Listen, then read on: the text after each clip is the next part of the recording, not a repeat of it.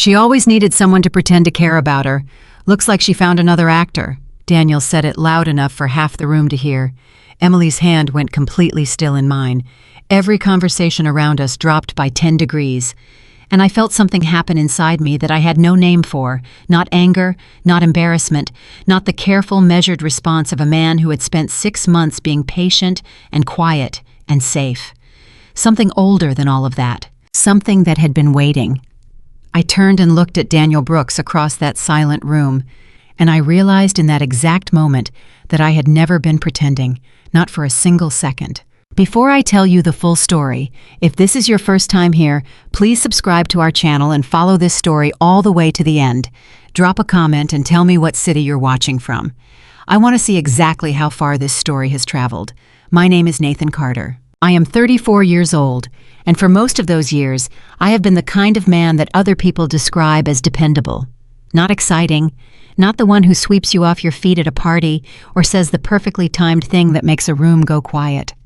I am the man who shows up, the man who remembers, the man who fixes the fence when it falls down and brings dinner when someone's parent passes and never once thinks to ask for something in return. I teach high school history at Franklin Academy in Franklin, Tennessee. I have been doing it for 9 years.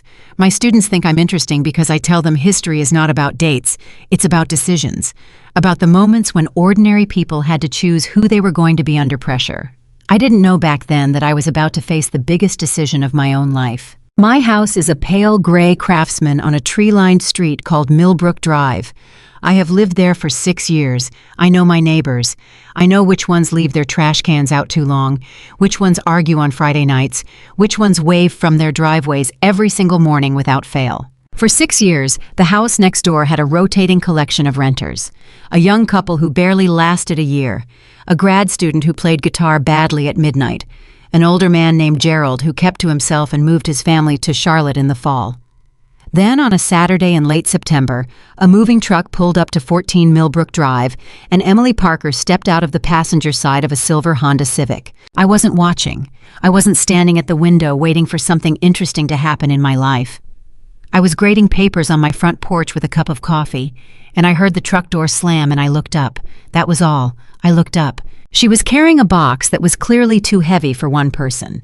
She had dark hair pulled back in a loose bun, and she was wearing jeans and a faded green sweatshirt that said something I couldn't read from the porch. She set the box down on the front steps, put both hands on her hips, and looked up at the house like she was having a private conversation with it. Then she tried the front door, and the front door did not open. She tried it again. Then she dug through her jacket pocket. Then she looked in the box she'd been carrying. Then she stood very still, and I could tell even from 20 feet away that she had just realized something that was going to ruin her afternoon. I set my coffee down. I walked over. "Everything okay?" I asked. She turned around, and she looked at me with an expression that was somewhere between embarrassed and furious with herself, and she said, "I locked myself out, on moving day, before I've brought in a single thing." I said, "That's impressive." She blinked, and then she laughed. Not a polite laugh, a real one, the kind that surprises you when it comes out. "I'm Nathan," I said. "I live next door." "Emily," she said, "and I would shake your hand, but I'm currently in the middle of the worst first impression I've ever made."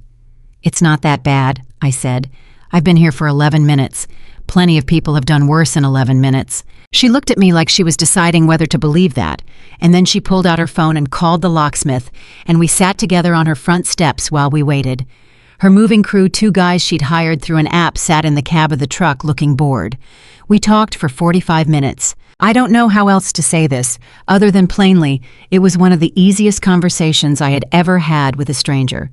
She asked me what I taught, and when I said history, she said, "Okay, tell me something that actually matters. Not a date, not a battle, something that changes how I think about right now." Nobody had ever asked me that on a first conversation.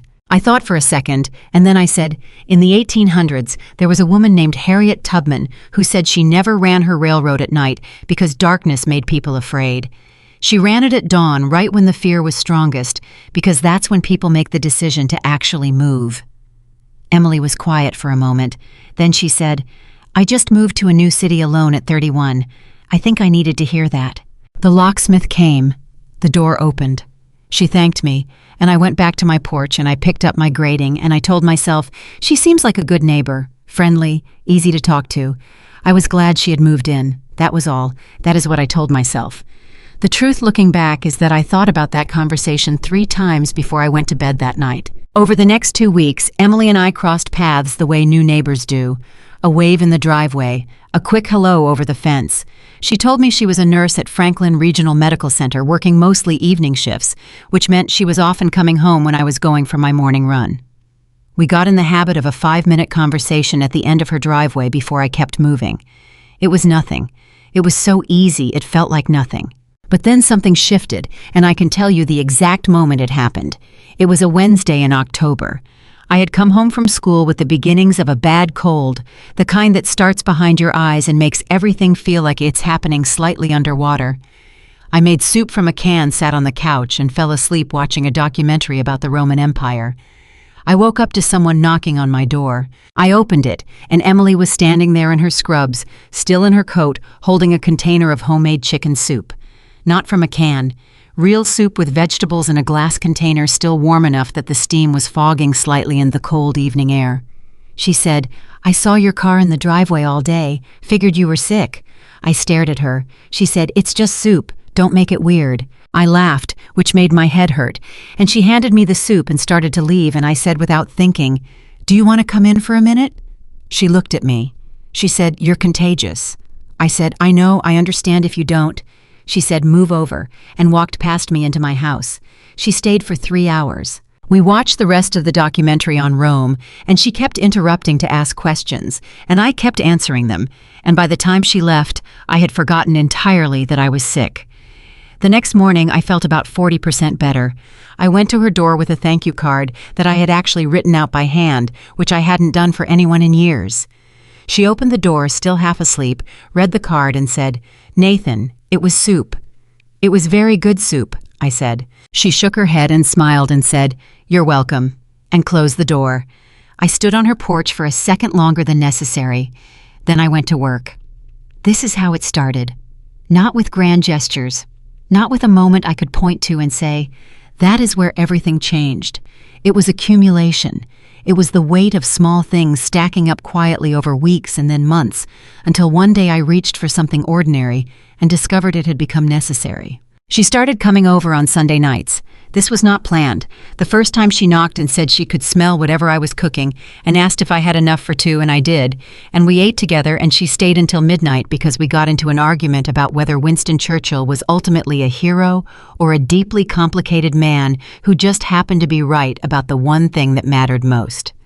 For the record, I said both things could be true at the same time. She said that was a very teacher answer. I said she was not wrong. The Sunday night dinners became a standing, unspoken arrangement. She would show up around 6. I would have something on the stove. We would eat and talk and end up somewhere else entirely by the time we were done. History, nursing, our families, our failures, the things we'd wanted and hadn't gotten and had learned to stop wanting. She told me about her sister Lauren's upcoming wedding. She told me about her mother Carol, who cried at commercials and made the best biscuits she had ever tasted. She told me about growing up in a small town outside of Nashville and feeling like she had always been meant for somewhere slightly bigger, but not too big. I told her about the year I almost quit teaching because I couldn't reach a kid who later showed up at my classroom door 3 years after graduation to tell me I was the only reason he'd finished high school. She told me I was one of the good ones. I told her I wasn't sure about that. She looked at me and said, "I am." That was the first time I felt it. Not attraction, not infatuation. Something more serious than either of those things. Something that settled into my chest like a stone that had found its exact right place. But I didn't move. Because 6 years before Emily Parker, there was a woman named Sarah Bridges. Sarah and I had been close friends all through college and into our mid-20s. I had loved her quietly for 3 years. I told myself the friendship was enough. I told myself that eventually she would see what was right in front of her. I told myself I was being patient when the truth was, I was just afraid. She met a man named Chris at a conference in Atlanta. She called me to tell me she was in love. I congratulated her. I went home and sat in my apartment in the dark for a very long time. They were married 8 months later. I was at the wedding. I smiled in all the photographs. I promised myself I would never do that again. I would never love someone silently and wait and lose. But here I was 8 years later, sitting at my own kitchen table across from a woman I was falling for, and I was doing exactly the same thing. The difference, I told myself, was that Emily and I were real friends, and I was not going to ruin that. We started helping each other study. She was working on a nursing certification exam that required memorizing clinical protocols and medication dosages, and she asked if I could quiz her the way I quizzed my students. I said yes. She came over 3 nights a week with her study materials, and I sat across the table and turned everything into flashcards and testing strategies. One night she missed the same answer twice and put her face in her hands and said, "I am going to fail this." I said, "You are not going to fail this." She said, "I missed it twice."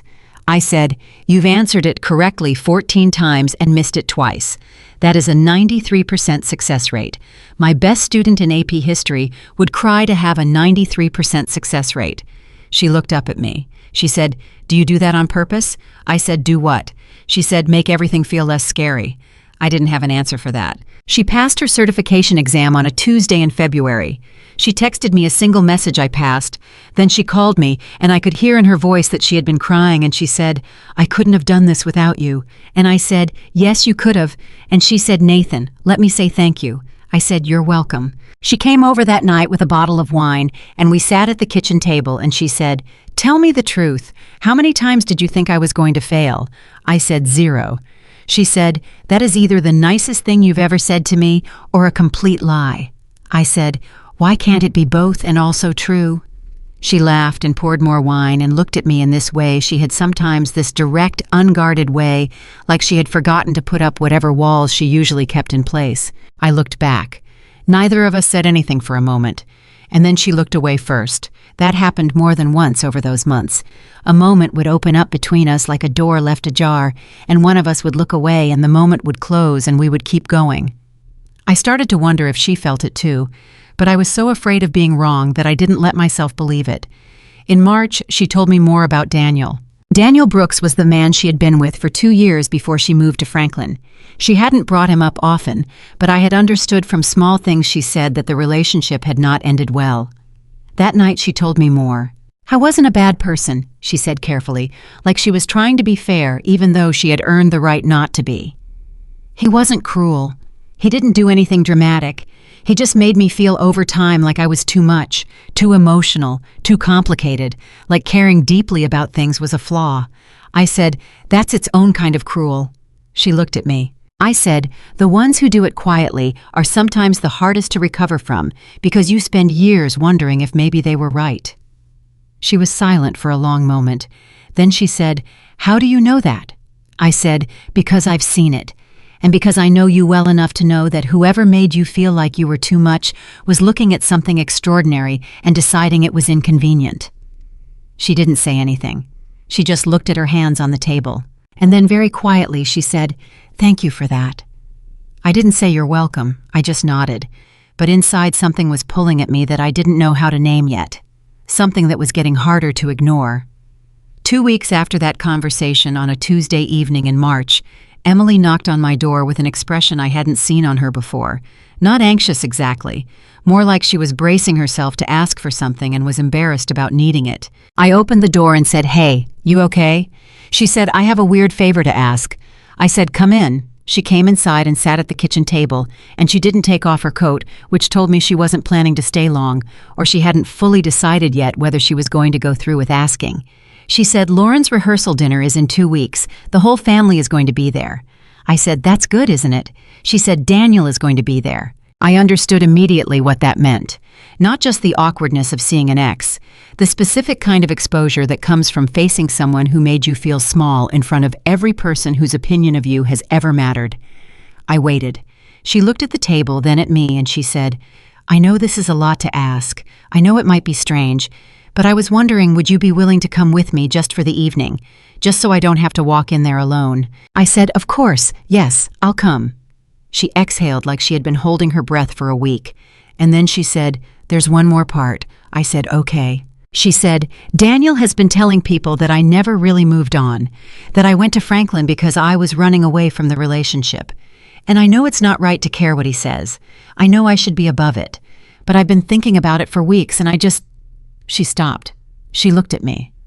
I need someone to act like they're with me, not in a dishonest way. I'm not asking you to perform a scene. I just need someone to stand beside me and make it clear that I am not the person he described. I said, I can do that. And then she said the words that stopped me cold. She said, I need someone to act like they love me. The kitchen was very quiet. I looked at her. She looked back at me, open and vulnerable, and entirely unaware of what she had just said to a man who had been trying for 6 months not to think about exactly that. I said, I can do that. And my voice came out completely steady. I still don't know how. Because the truth. I had been carrying around every single day for months. The truth I had packed down into some quiet corner of myself because I was terrified of what it would cost me was that I didn't need to act. I didn't need to practice. I didn't need to figure out what love looked like or how to perform it convincingly for a room full of strangers. Because I was already there. I had been there for a long time. She smiled at me with relief and said, You're the best person I know. And I nodded and said, Tell me about the dinner. And she started talking about the farmhouse venue and what she was going to wear and what Lauren's fiancé was like. And I sat across from her and listened. And somewhere inside me something was happening that I was not yet brave enough to examine directly. Because she had just asked me to pretend. And the most terrifying thing in the world was that pretending was the one thing I absolutely could not do. Not with her. Not anymore. The next 2 weeks moved like water running under ice. Everything on the surface looked still, looked normal, looked like it always had. We had our Sunday dinner. I helped her decide what to wear by listening to her describe 3 options and telling her which one sounded like her and not like someone trying to prove a point. She laughed and said, That is exactly the kind of advice that sounds simple and isn't. I said, Wear the blue one. She paused. She said, How did you know I was describing blue? I said, Because you always reach for something that looks like calm when you're nervous. It's who you are. She looked at me for a long moment. She said, Nathan. I said, Yeah. She said, Nothing. Never mind. And then she changed the subject. But that look stayed with me for days. The morning of the rehearsal dinner, I got dressed slowly. I stood in front of my mirror in my good gray jacket and white shirt, the closest thing to formal I owned. That wasn't my graduation photos, and I looked at myself for a longer time than was probably necessary. I thought about Sarah Bridges, about the years I had spent carrying something I never said, about the wedding where I smiled and drove home and sat in my car in the dark because I couldn't bear to go inside yet. I thought about who I had promised myself I would be after that. Then I thought about Emily, about the soup on the doorstep, about the study sessions and the Sunday dinners, and the way she looked at me in those unguarded moments like she was surprised to find someone she trusted. And I made a quiet, private decision. Whatever happened tonight, I was going to be fully present. I was not going to manage myself into a performance of safety. I was going to be exactly who I was. Not because she had asked me to pretend to love her, but because she deserved for one night, maybe more, maybe forever, to see what it looked like when someone wasn't pretending at all. I drove to her house at 6:15. She opened the door and I saw her, and I forgot for just a moment how to form words. Not because of how she looked, though she was beautiful, because of how she looked at me when she opened the door. Like she was glad it was me on the other side. She said, Ready? I said, Yeah. She said, Me too. And then she added quietly, almost to herself, I think. I said, You're going to be fine. She said, How do you know? I said, Because I'll be right there. And something passed between us in that doorway, something neither of us named, something that moved through the air like a frequency too low to hear, but that your whole body feels. And then she closed the door behind her, and we walked to my car, and we drove toward Nashville and the rehearsal dinner, and the moment that was going to change everything. But she didn't know that yet, and I was still deciding if I did. The drive to Nashville took 40 minutes. Emily sat in the passenger seat with her hands folded in her lap, and Nathan could feel the tension coming off her, the way you feel heat from a wall that's been in the sun all day.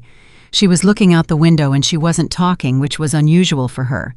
Emily Parker was not someone who went quiet easily. She filled spaces naturally easily the way certain people do not, because they were nervous, but because they were genuinely interested in everything around them. When she went quiet, it meant something was happening underneath. Nathan let the silence sit for a few minutes. He didn't try to fill it. One of the things he had learned about Emily over 6 months was that she didn't need to be rescued from her own thoughts. She needed someone to stay close while she worked through them. Then he said without looking at her, "Tell me something good about Lauren." Emily turned from the window. "What?" "Your sister. Tell me one thing about her that makes you genuinely happy she's getting married." Emily was quiet for a second. Then the corner of her mouth moved. "She laughs exactly like my dad," she said. "It's this big embarrassing laugh too loud for the room, and she does it without any self-consciousness at all. The first time I met her fiancé, he made her laugh at dinner, and she knocked her drink over and didn't even care. She just laughed harder." She paused. "That's when I knew he was real, because he laughed too instead of looking at the mess." Nathan nodded. "He sounds like a good man." "Hi is," Emily said. "His name is Thomas. He builds custom furniture. He gave Lauren a chair he made himself for their 6-month anniversary, carved her name into the underside of the seat where no one could see it. So she'd always be sitting on her own name," Nathan said. Emily looked at him. "I never thought about it that way." "That's what it means, though. He wanted her to know she belonged somewhere, even secretly." Emily was quiet again, but it was a different kind of quiet now. Softer, like something had loosened. Then she said, "You do that a lot." Nathan said, "Do what?" "Find the meaning inside the thing, like you're always reading a second layer." "Occupational hazard," he said. "History teachers spend a lot of time looking at what people did and trying to figure out why." "Do you do it with people you actually know?" He thought about that honestly. "Yes." "What do you find?" He kept his eyes on the road. "Usually that people are a lot more afraid than they look, and a lot more worth knowing than they think." Emily didn't respond for a moment. Then she said quietly, "That might be the most generous way to see people I've ever heard." He didn't say anything to that, but he felt it land. They arrived at the farmhouse at 7:15, and the parking area was already full. Warm light came from the windows, and Nathan could hear voices and music from inside as they walked toward the entrance. He was aware of Emily adjusting her posture slightly as they got closer, squaring her shoulders, lifting her chin by a fraction. It was the kind of adjustment you make when you are preparing to be seen by people who have an old version of you stored in their memories. He understood that adjustment. He had made it himself more times than he could count. Without saying anything, he placed his hand at the small of her back as they walked through the door together. Not a performance, just instinct, just presence. Emily didn't say anything about it, but she didn't move away either. The inside of the farmhouse was crowded with people Nathan didn't know, and the noise level was high in the way of rooms that are full of families who haven't been in the same place for a while and are making up for lost time. He scanned the room quickly the way he always did in unfamiliar situations, not from anxiety, but from habit. He liked to understand the geography of a room before he moved through it. Emily leaned slightly toward him and said, "My mother is in the corner by the fireplace, the woman with the silver earrings and the expression that says she's enjoying herself but watching everything." Nathan looked. He found Carol Parker immediately. She was exactly as Emily had described her, warm and watchful in equal measure, the kind of woman who could hug you and read you at the same time. "She looks like you," he said. Emily seemed caught off guard by that. "People say I look like my dad." "You have your dad's features," Nathan said. "You have her eyes, the way she looks at a room like she genuinely wants to know what everyone is feeling." Emily stared at him for a beat too long. Then she said, "Okay, come on, let's go say hello before I lose my nerve." Carol Parker saw them coming, and her face did something immediate and unguarded, not polite surprise but genuine warmth, the kind that arrives before you've had time to compose it. She pulled Emily into a hug and said, "Baby, you look beautiful." And Emily said, "Mom, stop," in the tone of someone who wanted to believe it. Then Carol looked at Nathan, and Nathan extended his hand and said, "Mrs. Parker, I'm Nathan Carter. I live next door to Emily. It's a real pleasure." Carol shook his hand and held it a half-second longer than a formal introduction required, and looked at him in a way that made him feel like he was being very quietly, but very thoroughly evaluated. She said, "Emily has mentioned you."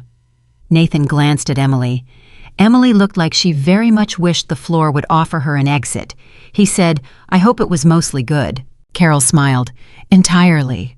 Then she looked at her daughter again and said in a lower voice, "Daniel is here. He came with his brother. I saw him earlier near the bar." She wasn't saying it to be cruel. She was giving Emily a map of the minefield so she could walk around it. Emily's expression stayed composed. "I know, Mom. It's fine." Carol said, "I'm just telling you." Emily said, "I know." Carol looked at Nathan again. Something moved through her expression that Nathan couldn't quite read. Then she said, "Well, go find Lauren. She's been asking where you were for the last hour." They moved away from the corner, and Emily exhaled slowly through her nose and said without moving her lips, "Much. I'm sorry about that." Nathan said, "You don't need to apologize for your mother knowing your ex is here." She had that look. What look? The look that means she's already decided something and is waiting for me to catch up. Nathan said, "She seems perceptive."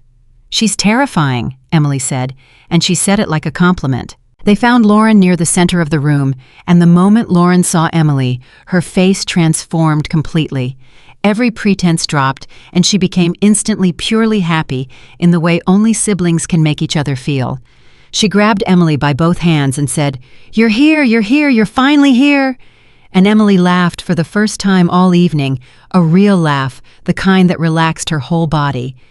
Then Lauren looked at Nathan, and her expression shifted into something that was less surprise and more recognition, the way you look at someone you've heard a lot about and are now placing into context. She said, "You're Nathan." He said, "Guilty." She said, "Emily talks about you constantly." Emily said, "Lauren." Lauren said, "What you do?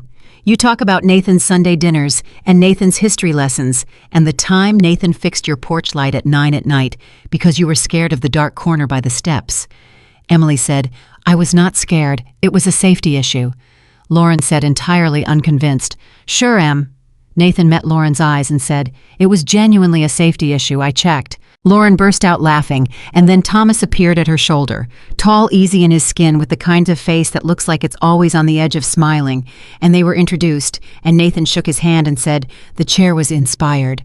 And Thomas looked pleased in the way of someone who had been seen in exactly the right way. Lauren said to Emily specifically, "I like him." Emily said, "Stop." Lauren said, "I'm just saying." Emily grabbed Nathan's arm and said, "We're going to get drinks now," and pulled him toward the bar, and Nathan went willingly, and when they were out of earshot, he said, "Your family is wonderful." Emily said, "My family is a disaster." "That's the same thing," he said. She laughed, and this time she didn't catch herself. They got drinks, wine for her, a club soda for him because he was driving, and they moved through the room, and Nathan found that being with Emily in a social space was easy in a way that surprised him. Not because he was performing ease, but because she moved through the room like she belonged in it, even when she was nervous, and standing beside her felt natural in a way that had nothing to do with the arrangement they had made. He introduced himself to people. He listened when they talked. He remembered their names and brought them back into conversation a few minutes later, which always surprised people and made them feel valued. He watched Emily navigate her relatives with the particular mix of affection and mild exhaustion that families tend to produce, and he was just present, just there, steady, not doing anything dramatic, but people noticed. He could feel them noticing. Emily's Aunt Margaret found them near the window at what Nathan later estimated was about 40 minutes into the evening. Margaret was a small woman who carried herself like someone who had spent decades being underestimated and had made peace with the advantages of that. She had sharp brown eyes and a mouth that looked like it had said several things over the years that could not be unsaid. She looked at Nathan directly without preamble and said, "You're a teacher." Nathan said, "I am." "History." "Yes." She said, "My husband was a history teacher, 31 years. He used to say that the only people who really understand the present are the ones who take the past seriously." Nathan said, "He sounds like someone I would have liked." Margaret looked at Emily, then back at Nathan, and she said in a tone that was completely neutral and completely pointed at the same time, "You're very comfortable together." Emily started to say something. Margaret said, "I'm not asking a question, Emily. I'm making an observation." She looked at Nathan again. "She doesn't stand like that with most people." Nathan didn't ask what she meant. He already knew, and Margaret seemed to know that he knew because she held his gaze for a moment with an expression that said very clearly, "I see what's happening here, and I have decided it is the right thing." Then she said, "Good," and walked away. Emily stared after her. She said, "What just happened?" Nathan said, "I think your aunt gave me an endorsement." Emily said, "She hasn't given anyone an endorsement since 2009. "What happened in 2009? My cousin married a man who Margaret liked. They've been together 23 years. Nathan said, "Then I'll take it." Emily looked at him. There was something shifting in her expression, something she was working through in real time, something that flickered between what she was allowing herself to think and what she was shutting back down. Then someone on the other side of the room called her name, and the moment broke and she turned away. Nathan breathed. He had learned to breathe in those moments, to let them pass without grasping at them. But it was getting harder. An hour into the evening, Nathan saw Daniel for the first time.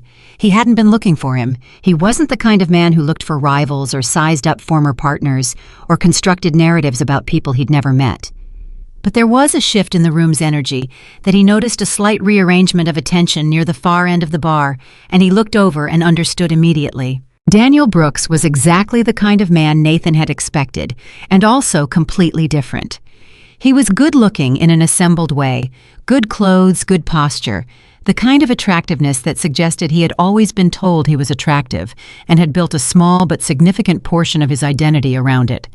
He was talking to someone Nathan didn't recognize, and he was smiling, and the smile was practiced in a way that was just barely perceptible if you were paying close attention. Nathan was paying close attention because he was a history teacher and he had spent 18 years studying human beings, and he knew the difference between a man who smiled because something was funny and a man who smiled because smiling was useful.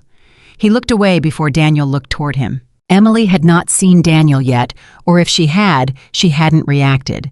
She was across the room talking to one of Lauren's bridesmaids, and she was gesturing with her wine glass in that way she did when she was genuinely engaged in a conversation, hands moving, eyes lit up, giving the person in front of her her full attention. That was who she was. She was not the person Daniel had described. She was not too much. She was not complicated in a way that was a burden. She was exactly as much as she was, and all of it was worth knowing. Nathan set his club soda on a nearby tray and crossed the room to be closer to her. Not for any tactical reason, just because he wanted to be near her. He reached her side at the same moment Daniel approached from the other direction. The timing was something that Nathan would later describe as either terrible luck or the universe having a specific sense of drama. Daniel said, "Emily." Emily turned. And for just a moment, a single unguarded fraction of a second, Nathan watched something move through her face. Not fear, not hatred. The particular specific pain of being seen by someone who once had the ability to reduce you to a smaller version of yourself and not being entirely sure they had lost that ability. Then it was gone. She said, "Daniel, hi." Her voice was completely level. Daniel's eyes moved to Nathan immediately. Nathan looked back at him. There was a beat of assessment, the kind that happens between men without any of it being spoken, and then Daniel said, extending his hand, "Daniel Brooks, I'm an old friend of Emily's." Nathan shook it. He said, "Nathan Carter, I'm Emily's neighbor." The word neighbor landed in the space between them like a stone dropped in still water.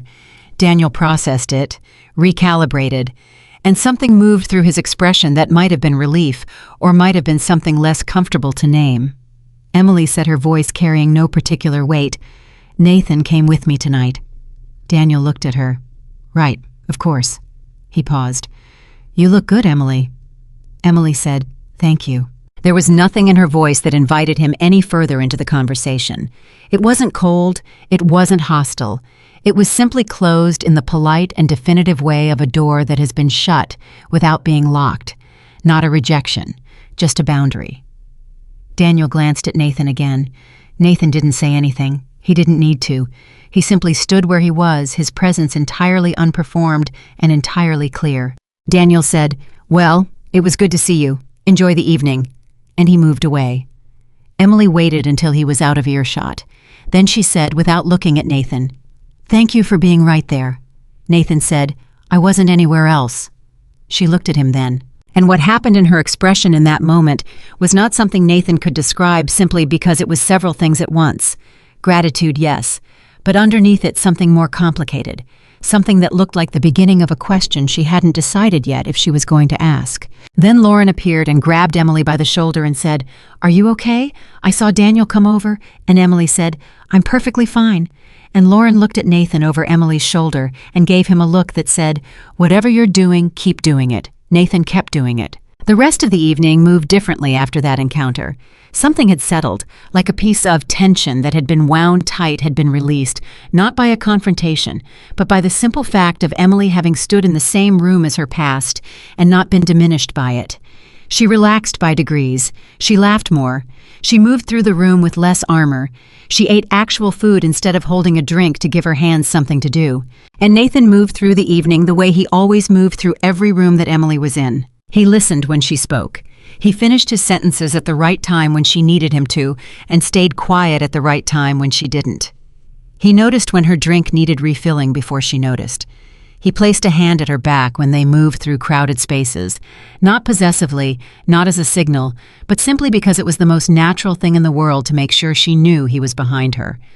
Lauren's bridesmaids noticed. Emily's cousins noticed. Her mother from across the room noticed. And at some point, Nathan wasn't entirely sure when the thing that was supposed to be a performance stopped being something that could be called a performance at all, because he wasn't acting like a man in love. He was just being who he was. That was the terrifying part. That was the thing he had been trying not to examine too directly all evening. That was the thing he was going to have to look at straight on very soon, whether he was ready or not. At 9:30, the formal portion of the evening wound down, and people clustered into smaller groups. The noise level lowered. Children who had been running around earlier were getting tired. Someone put quieter music on, and the mood of the room shifted from celebration to something more comfortable, the particular ease of people who have eaten well and drunk moderately and reached the part of the evening when the conversation gets more real.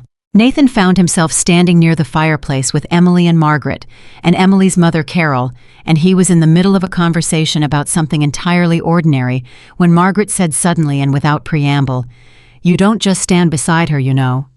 Everyone looked at her. Margaret was looking at Nathan. She said, "Most men stand beside a woman because they're supposed to. You stand beside her like you're actually paying attention, like where she goes matters to you." The room around them carried on. Emily said, "Aunt Margaret." Margaret said, "I'm not embarrassing anyone. I'm saying something true." She looked at Emily. "Your father stood beside me like that for 40 years. I know what it looks like, and it looks like that." She gestured between Emily and Nathan with one small, decisive hand. Carol Parker made a sound that was not quite a word. Emily looked at the floor. Nathan said, because it was the only honest thing he could say, "She makes it easy." Margaret said, "Smart man." Carol said very quietly, "Nathan, can I ask you something personal?" Nathan said, "Yes." Carol said, "What made you decide to come tonight?" He looked at her. He thought about the honest answer. He said, "Emily asked me to." Carol said, "She asked you to come as a friend." He said, "Yes." Carol said, he said, "And I came as whatever she needed me to be." Silence. Carol held his gaze for a moment, in that way she had reading something behind the words, behind the composure, behind the careful neutrality he had maintained all evening. Then she said, "I see," in a tone that meant very clearly she saw more than what he had said. Emily said, "Okay, I think we should probably—" At which point from across the room Daniel's voice reached them. He was not shouting. He was not making a scene. But the room had quieted enough that his voice carried in what he was saying to his brother, or to someone beside him, or to no one in particular. Nathan couldn't determine was this, "She always needed someone to pretend to care about her. Looks like she found another actor." The words hit the air and then seemed to hang there. Nathan felt Emily go completely still beside him. It was not the stillness of someone who was about to cry. It was the stillness of someone who had just been handed in a public room the exact thing they had been most afraid of hearing and was now deciding in real time how to carry it. Carol's expression changed. Margaret's chin came up. Nathan turned to look at Daniel. And Daniel, who had not realized yet that the room was quiet enough for what he'd said to travel, looked over and met Nathan's eyes. He did not look away immediately. Neither did Nathan. What passed between them was not aggression. Nathan was not a confrontational man. He had never built his identity around dominance or competition or the need to win public moments. But he was a man who had spent 6 months loving a woman without saying it, who had watched her question her own worth because of the particular damage this specific person had done, who had stood beside her tonight, not as a performance but as the most genuine expression of something he had never put words to. And in that moment, looking at Daniel Brooks across the quiet room, Nathan felt something clarify inside him. Not anger. Something more settled than anger. something that felt like certainty. He turned back to Emily. She was looking at him. Her eyes were dry. Her expression was composed.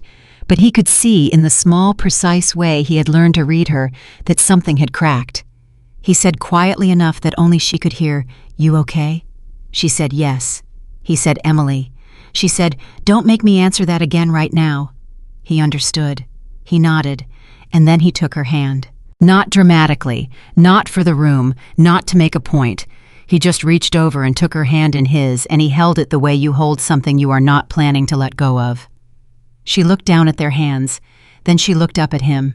And something happened in her face that Nathan had not seen before. Not in 6 months of Sunday dinners and late-night conversations and shared silences and study sessions and all of it, not once had he seen her look at him with exactly this particular expression. Like she was recognizing something she hadn't had a name for. Like she had been looking at a picture for a long time without knowing what it was, and then suddenly, all at once, she could see what it was. She held his hand, and neither of them let go for a very long time. Across the room, someone started a toast to Lauren and Thomas, and the room refocused, and Daniel was no longer the center of anyone's attention, including his own. He had said a small and cruel thing, and the room had absorbed it and moved on the way rooms do with small and cruel things. But what Daniel hadn't counted on, what he couldn't have calculated, was that his small, cruel observation had actually been the thing to break the last distance between two people who had been standing just 1 inch too far apart for 6 months. Because Emily Parker, whose hand was still in Nathan's, had not needed a man to act like he loved her. She had needed, without knowing, she needed it someone to stand there and be real. And Nathan Carter had been doing exactly that all along. Later, much later, as the evening wound toward its end, and Lauren and Thomas said their goodnights and people started finding their coats, Daniel crossed the room one more time. He came to Nathan specifically, not to Emily, to Nathan. He said quietly, "Can I say something to you?" Nathan said, "Go ahead." Daniel said, "I heard what I said, Carrie. I didn't mean for it to." He paused. "That's not an excuse. I'm just telling you." He looked toward Emily, who was across the room saying goodbye to her mother. "She's a good person," Nathan said. "I know." Daniel said, "I didn't understand what I had when I had it." Nathan looked at him. He said, "Then make sure you don't do it to anyone else." Daniel held his gaze for a moment. Then he nodded and walked away. Nathan watched him go. Then he turned back toward Emily.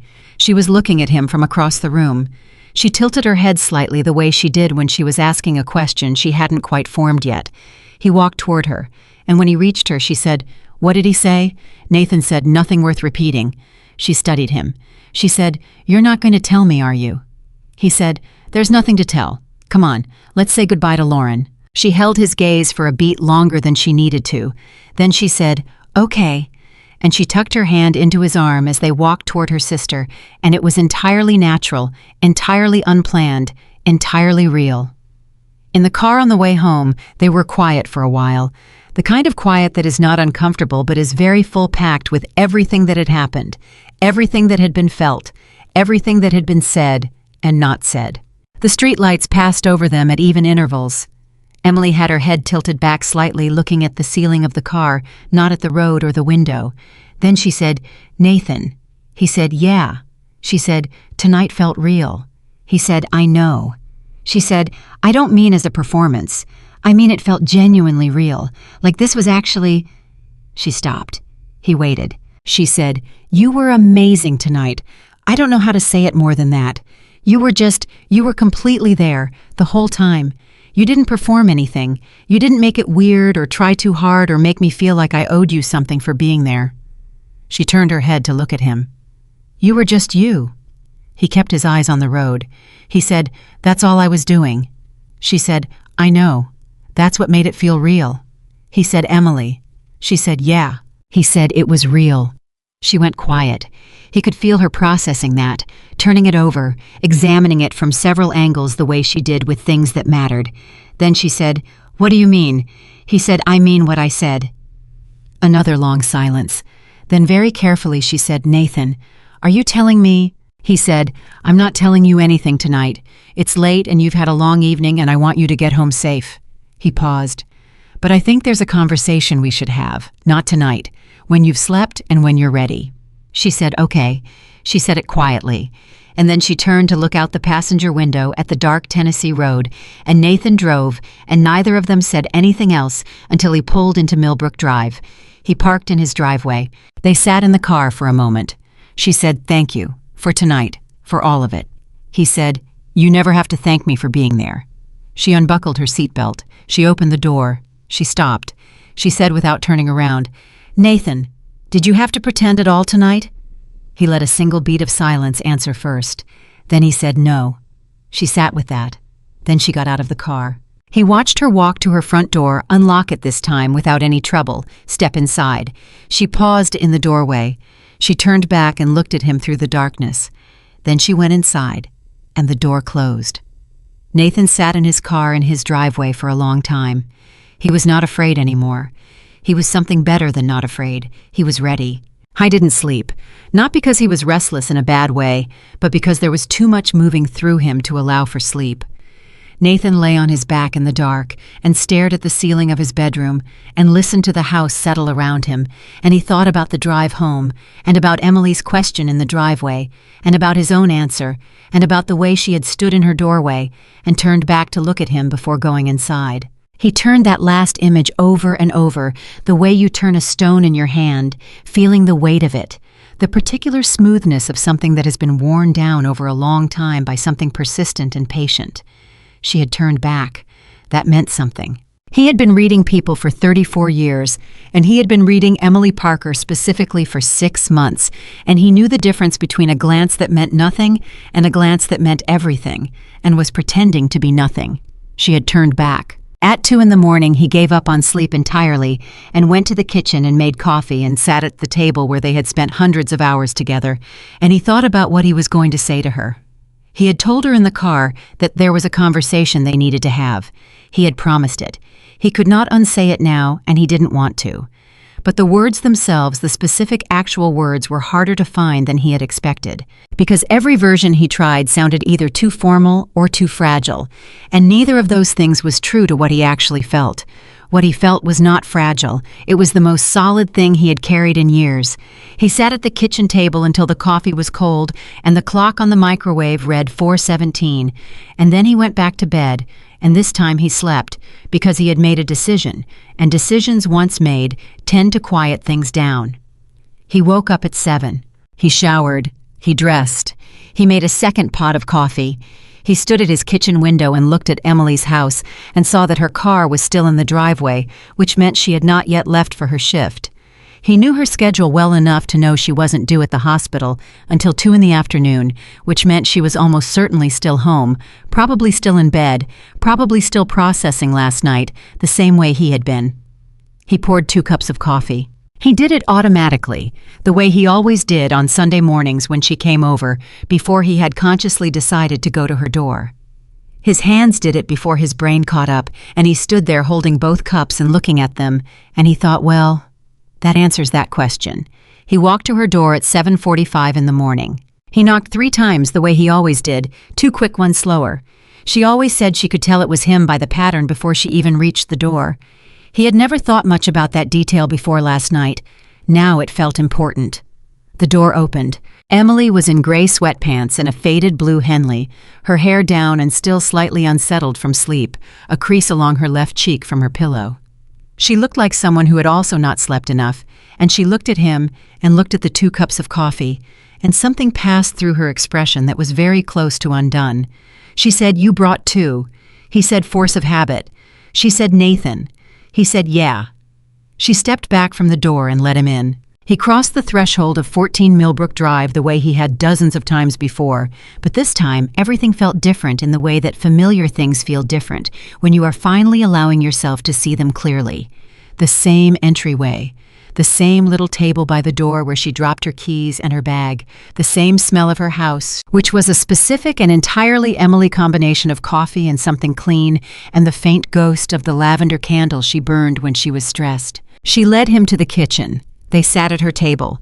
He set a cup in front of her and kept one for himself, and they sat across from each other in the particular quiet of an early morning, between 2 people who had just spent an evening together that had shifted the ground under their feet and were now in the process of finding their footing.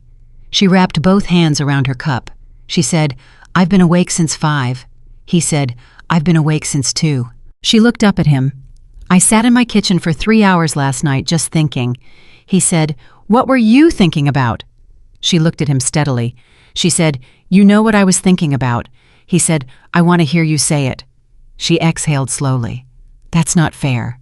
He said, "I know, but I've been the one holding everything quietly for a very long time, Emily, and if we're going to have this conversation," she said, "you said last night it was real." He said it was. She said, "What does that mean exactly? What does that mean to you?" He set his cup down. He looked at her directly, completely, without the careful management he had been practicing for 6 months, and he said, "It means I didn't have to pretend anything last night, not one moment, not one gesture. None of it was for the room or for Daniel or for your family. I was just—" He paused, found the right word. "I was just being how I am when I'm with you." Emily was very still. He kept going because he had made a decision in the dark of 4 in the morning, and he was going to honor it. "I've been falling in love with you since October," he said. "Since the soup on the doorstep, if I'm being completely honest, but I told myself that was too fast and too much and that I wasn't going to do this again. I wasn't going to carry something silently and watch it become the wrong kind of story. But I've been doing exactly that for 6 months." He paused. "Last night you asked me to pretend, and I couldn't, and I can't keep pretending that I'm not in love with you." The kitchen was completely quiet. Emily looked at him. For a moment that stretched long enough to become uncomfortable. She didn't say anything. Nathan sat with it. He didn't fill the space. He had said what he'd needed to say, and now it was hers. Then she said October. He said, "Yeah." She said the soup was October. He said, "I know." She said, "Nathan, I made you soup from my mother's recipe and brought it over in a glass container because I thought you looked like you needed someone to do something kind for you." He said, "I know." She said, "And you fell in love with me over soup." He said, "It was very good soup." She made a sound that was half a laugh and half something else entirely, something that was starting to crack open in a way she clearly hadn't been prepared for. She put one hand flat on the table. She looked at it. She said, "I knew." He went very still. She said, "I don't mean I knew everything. I mean I started to know something. I started to feel something changing, and I didn't want to name it because the last time I trusted something that felt like this, the person on the other side made me feel like I had invented it, like I had wanted something so badly that I had constructed it out of nothing." She looked up at him, "And I was so afraid that I was doing that again." Nathan said, "You weren't." She said, "I know that now, but for months I kept telling myself he's just being a good friend. He's just a kind person. That's who Nathan is to everyone, not just to you. Don't make it something it isn't." She shook her head. "I told myself that every single time." He said, "Every time what?" She said, "Every time you looked at me like that." He said, "Like what?" She said, "Like I was worth looking at." The words came out with more weight than she had probably intended, and she seemed to feel that weight the moment they landed because she looked away. Her jaw tightened slightly. She was a person who had learned to be careful with her vulnerability, and she had just handed him a large piece of it without planning to. Nathan said quietly, "Emily, look at me." She did. He said, "You have always been worth looking at.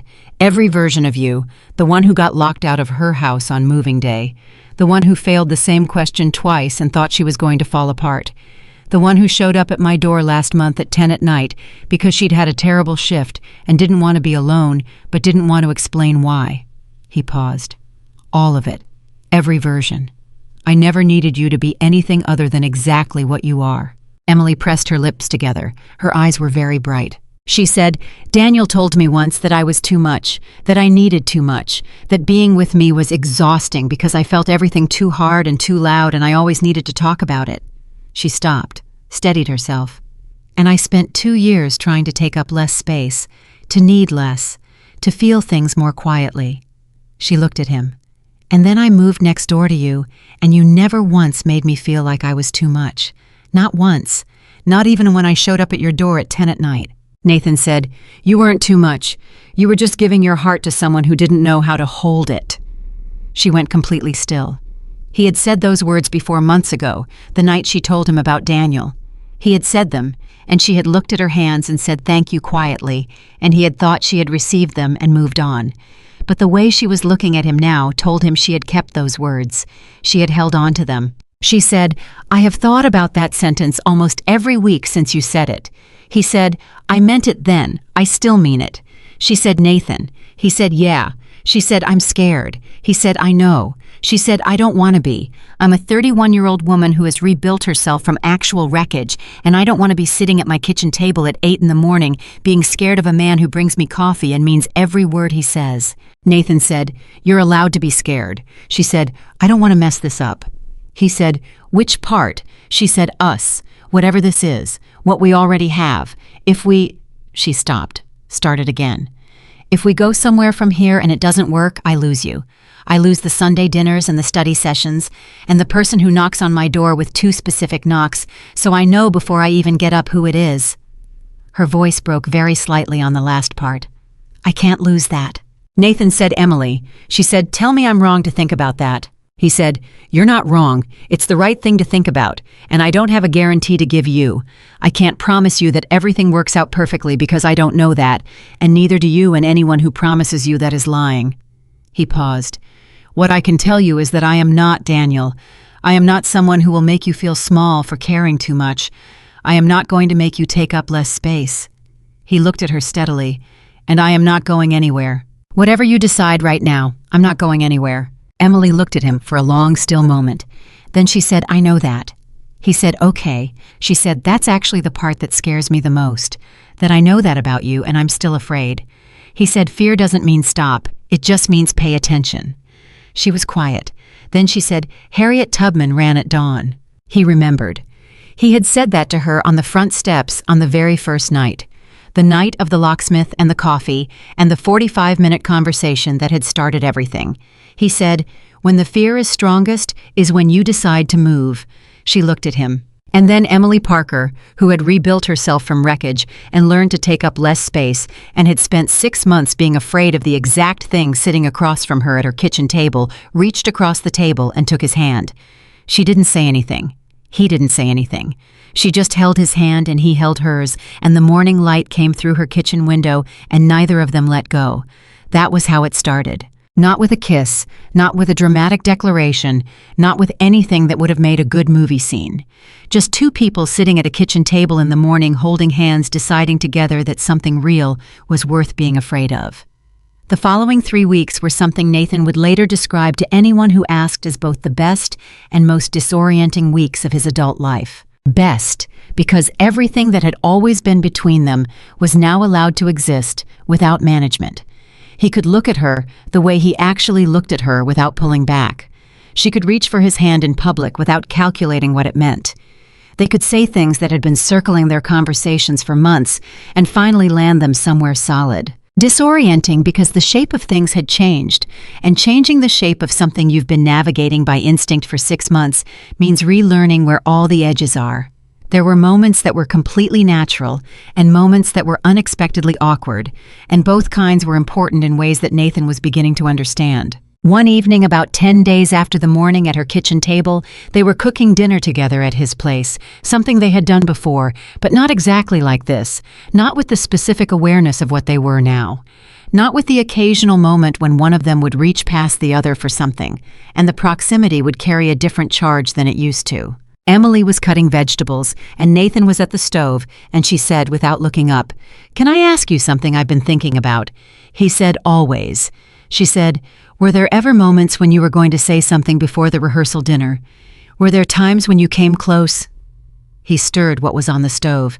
He thought about it honestly. He said, "The night you passed your certification exam, you called me and you were crying a little and you said you couldn't have done it without me, and I almost said something then." She said, "What stopped you?" He said, "You said, 'Let me say thank you,' like it was a complete statement, like the moment was finished, and I didn't want to take a moment that was yours and make it about me." She set down the knife. She turned and looked at him. She said, "Nathan." He said, "Yeah." She said, "That might be the most thoughtful thing anyone has ever not said to me." He looked at her. She said, "I mean it. You held back something you wanted to say because you didn't want to make my moment smaller. Do you understand how rare that is?" He said, "I just didn't want to." She said, "I know. That's the point." She picked up the knife again, kept cutting. Then she said quieter, "There were moments for me, too." He waited. She said, "The night we argued about Churchill. I was driving home and I was still thinking about the argument, and I realized I wasn't thinking about the argument at all. I was thinking about how much I liked arguing with you, how easy it was, how you never made me feel stupid even when you disagreed." She paused. "I sat in my car in my driveway for 20 minutes that night." He said, "I didn't know that." She said, "I know. That was the point." He smiled. She pointed the knife at him. "Don't look smug." He said, "I'm not looking smug." She said, "You're looking extremely smug." He said, "I'm looking exactly the right amount of pleased." She threw a dish towel at him. He caught it. And they both laughed, and the kitchen filled up with the sound of it. And Nathan thought this exact thing. This is what I was afraid to lose, and it is still here, and it is better than it was before, and I almost spent the rest of my life being careful enough not to have it. 2 weeks after the conversation at her kitchen table, something happened that Nathan had not anticipated. Lauren called Emily on a Tuesday evening. Nathan was sitting on Emily's couch reading while she was in the kitchen on the phone, and he wasn't trying to listen, but her end of the conversation was audible enough that he could track the general shape of it. He heard Lauren's name. He heard the tone of Emily's voice change, not alarmed, but attentive. He heard her say yes a few times, and I know, and then a long silence, and then something low that he couldn't quite catch. When she came back to the living room, her expression was different. He said, "Everything okay with Lauren?" She sat down on the couch beside him, closer than she'd sat before in the weeks before the kitchen table conversation. She pulled her knees up and faced him slightly and said, "Lauren wanted to talk about you." He said, "About me." She said, "About you and me, about that night at the dinner." She paused. She said she and Thomas talked about it on the drive home, and they both agreed that what they saw between us wasn't something people manufacture. Nathan said, "What did you say?" Emily said, "I told her she was right." He looked at her. She said, "I told her there was something real and that we were figuring it out." She paused. She cried. He said, "Lauren cried." She said, "Lauren cries at furniture, Nathan." Of course she cried. He laughed. Emily's expression was softer now, some of the earlier weight lifted. She said, "She also said something that I've been sitting with since we got off the phone." He said, "What?" She said, the fact that he was willing to stand in that room and just be himself was more than most men would do. Most men would have tried to perform something. Nathan just showed up. She looked at him. "And she's right. You did. You just showed up as yourself, and that was somehow the exact right thing." Nathan said, "I don't know how to be anything else." She said, "I know."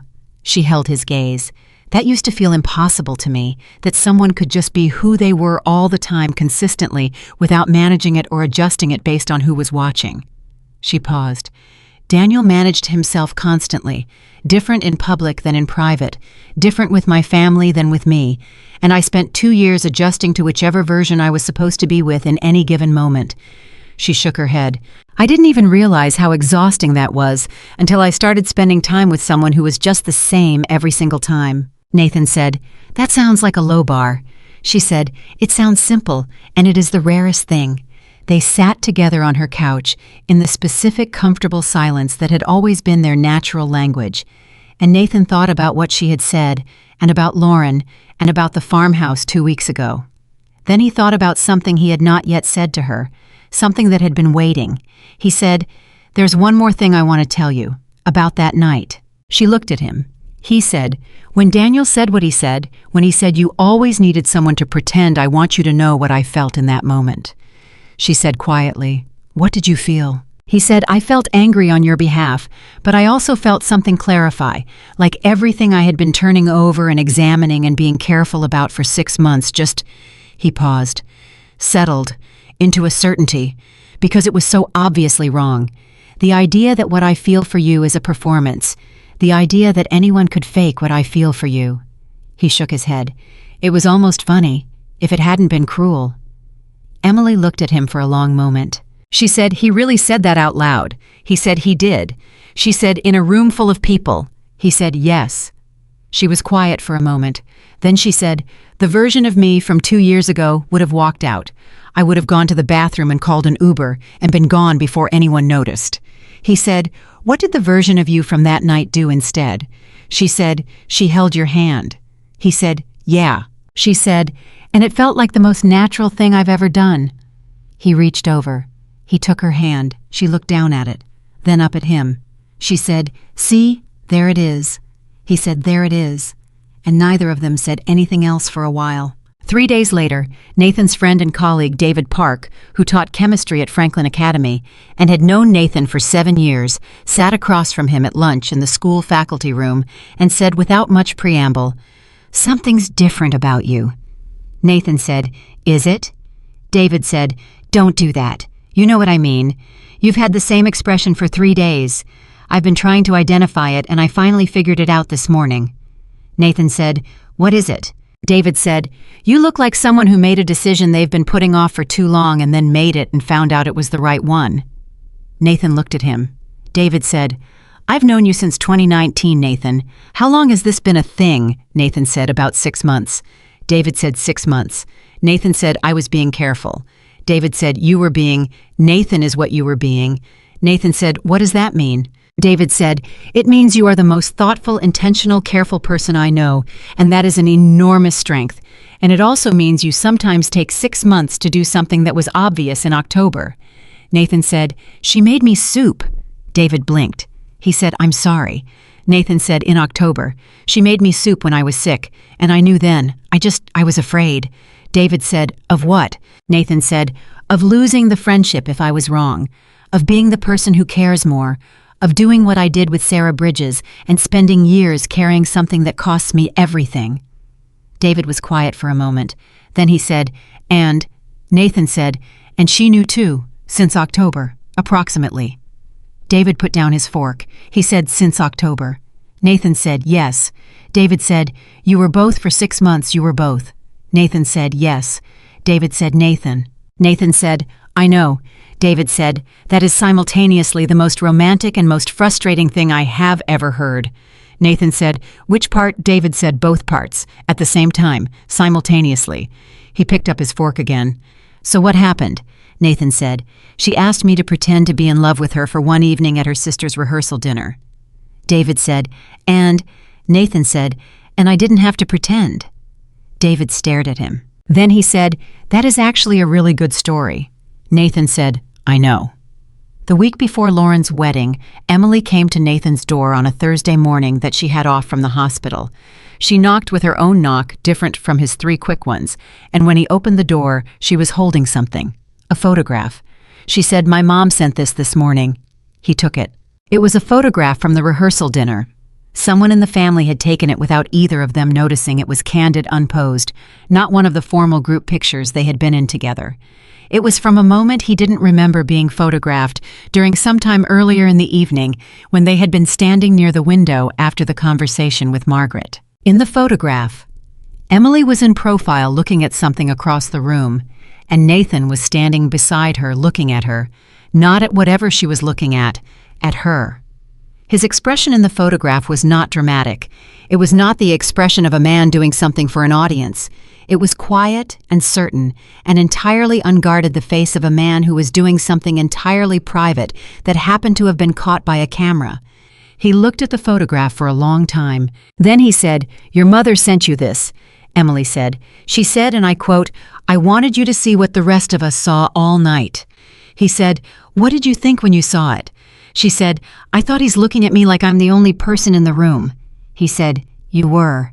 She looked at him. He said, "You always have been." Emily took the photograph back from him. She looked at it again. Then she said quietly, "I want to show you something." She pulled out her phone. She navigated to her messages. She turned the phone around and showed him a text thread. It was her conversation with Lauren from months earlier, 3, maybe 4 months before the rehearsal dinner. Nathan could only see a partial window of the thread, but he could see enough.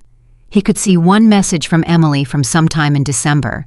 The message said, "I think I might be in love with my neighbor, and I have no idea what to do about it."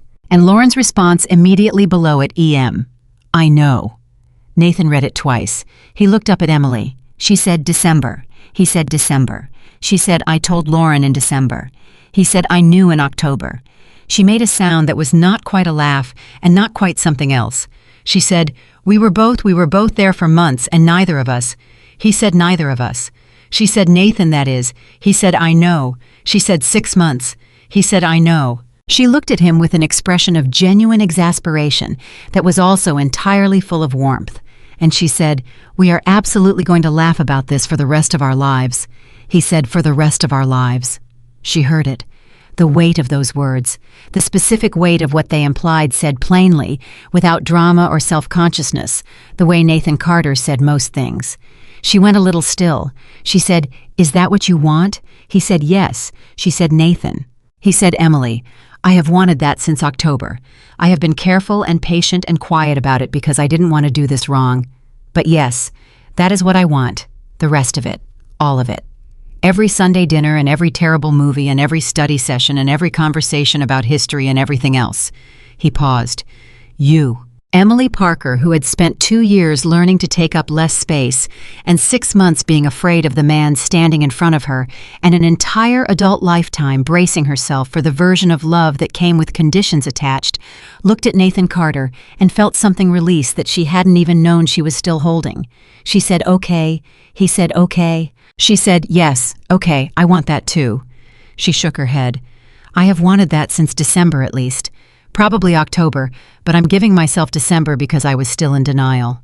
He laughed. She laughed. And it was the kind of laughter that comes from the specific relief of something long and difficult, being finally, completely, entirely over, and something better beginning in its place. She said, "So what do we do now?" He said, "I think we go have breakfast." She said, "That's it." He said, "We've been doing everything else right for 6 months. I don't think we need to change the formula." She looked at him. She said, "You know what the first thing I thought when I met you was?" He said, "That I was impressive for insulting your lockout situation within 30 seconds. She said, "I thought this man is going to matter to me." He said, "On the front steps." She said, 11 minutes in, Nathan. I knew 11 minutes in." He stood in his doorway and looked at her, and she stood on his porch looking back at him, and the morning was bright and ordinary and entirely perfectly real. He said, "Come on, I'll make eggs." She said, "I want the good ones, with the cheese." He said, "Obviously." She walked past him into his house, and he closed the door behind them, and in the kitchen he made 2 cups of coffee, and she sat at the table and talked while he cooked, and the morning moved around them the way mornings do when you are exactly where you are supposed to be. Lauren and Thomas's wedding was on a Saturday in late April. The same farmhouse, the same Tennessee light that came through old windows and fell across wooden floors in long, warm rectangles. The same family reassembled 3 weeks after the rehearsal dinner, but with a different energy entirely. Not the managed tension of people navigating old wounds, but the specific joy of people who had gathered to witness something they were genuinely happy about. Nathan sat in the 3rd row on the left side. Emily was up front with the bridesmaids. He had driven her there the same way he had driven her to the rehearsal dinner, but everything about the drive was different. She had been nervous at the rehearsal dinner. Today she was not nervous. Today she was the particular combination of happy and present that Nathan had come to recognize as Emily, at her most fully herself, eyes bright, posture open, already scanning the room for the people she loved most, and wanting to make sure all of them were accounted for. She had looked at him in the driveway before they left and said, "You know you don't have to come to the whole thing, right? You could just drive me and pick me up." He had looked at her. She had said, "I'm kidding. Obviously, I want you there." He had said, "I know." She had said, "You never let me get away with anything." He had said, "You don't actually want to get away with anything. You just test to see if I'm paying attention." She had looked at him for a beat. Then she said, "That is disturbingly accurate," and got in the car. From the 3rd row, Nathan watched Emily walk down the aisle ahead of Lauren, carrying flowers, wearing something the color of pale gold that suited her in the way that colors do when they've been chosen with actual knowledge of the person wearing them. She moved through the room with the ease of someone who had done the harder work of the last 3 weeks and had come out on the other side of it lighter. She found him in the crowd without appearing to look for him. Their eyes met for a single second. She smiled, not the polished smile she wore when she was performing composure, but the real one, the slightly asymmetrical one that took over her whole face before she could moderate it. He smiled back. Then Lauren appeared at the back of the room and the entire audience turned and Nathan turned with them. He had met Thomas 3 weeks ago and liked him immediately, and watching Thomas's face when Lauren appeared in the doorway confirmed everything Nathan had already concluded about the man. Thomas did not look at Lauren like a man who was playing a part. He looked at her like someone who had been given something he understood the value of and intended to honor it. Nathan thought about the chair with her name carved on the underside. I thought about all the private things a person does for someone they love that no one else ever sees. Carol Parker was in the front row, and she was already crying in the good way, the way of a woman who had raised 2 daughters and watched them both become people worth knowing. Aunt Margaret sat beside her, dry-eyed and straight-backed, but her mouth was soft in a way Nathan had not seen at the rehearsal dinner. The ceremony took 40 minutes, and it was the kind of ceremony that didn't feel long because the 2 people at the center of it were so genuinely present with each other that the room stayed with them without effort. When the officiant said the words about love being a choice made daily, not a feeling that arrives and stays without tending, Nathan felt something move through him that he recognized. He had been making that choice every day for 6 months. He had just been making it quietly. After the ceremony, the reception gathered into the easy warmth of people who were well-fed and happy and in the company of other people they liked. Nathan found Emily in the crowd outside almost immediately the way he always found her in a room, less by looking for her than by simply knowing where she was. She came straight to him. She said, "Were you watching Lauren or Thomas during the vows?" He said, "Thomas." She said, "Me too." I cried. He said, "I know, I could see you from the 3rd row." She said, "You could not." He said, "You were the 3rd bridesmaid on the left, and your shoulders did the thing they do when you're trying not to show that you're emotional." She stared at him. She said, "What thing?" He said, "They go up by about 1/2 an inch, and then you take a slow breath and they come down." She was quiet for a moment. She said, "How long have you known about my shoulders?" He said, "October." She pressed her lips together. Then she said, "You are genuinely unsettling sometimes, Nathan Carter." He said, "You like it." She said, "I really do." And the admission came out easily, without the months-long hesitation that had preceded everything before, and Nathan heard it and felt the difference. Carol Parker found them during the cocktail hour moving through the crowd with the specific determination of a woman who knew where she was going and had been waiting for an appropriate moment to get there. She reached them, and she hugged Emily and said something quiet in her ear that made Emily laugh, and then she turned to Nathan. She said, "I want to thank you." Nathan said, "For coming to the wedding." Carol said, "For the other night, for what you did for my daughter at the rehearsal dinner."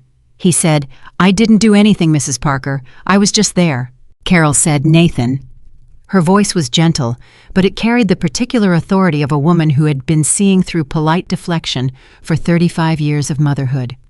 "I know what it looks like when someone is just there as a courtesy, and I know what it looks like when someone is there because they would not be anywhere else in the world. What you gave Emily that night was not courtesy, and I want you to know that her father and I—" Her voice caught slightly. She steadied it. "Her father passed 4 years ago, but I know he would have had the same thing to say." Nathan felt the weight of that. He said, "Thank you. That means a great deal." Carol looked at him steadily. Then she said, "Take care of her."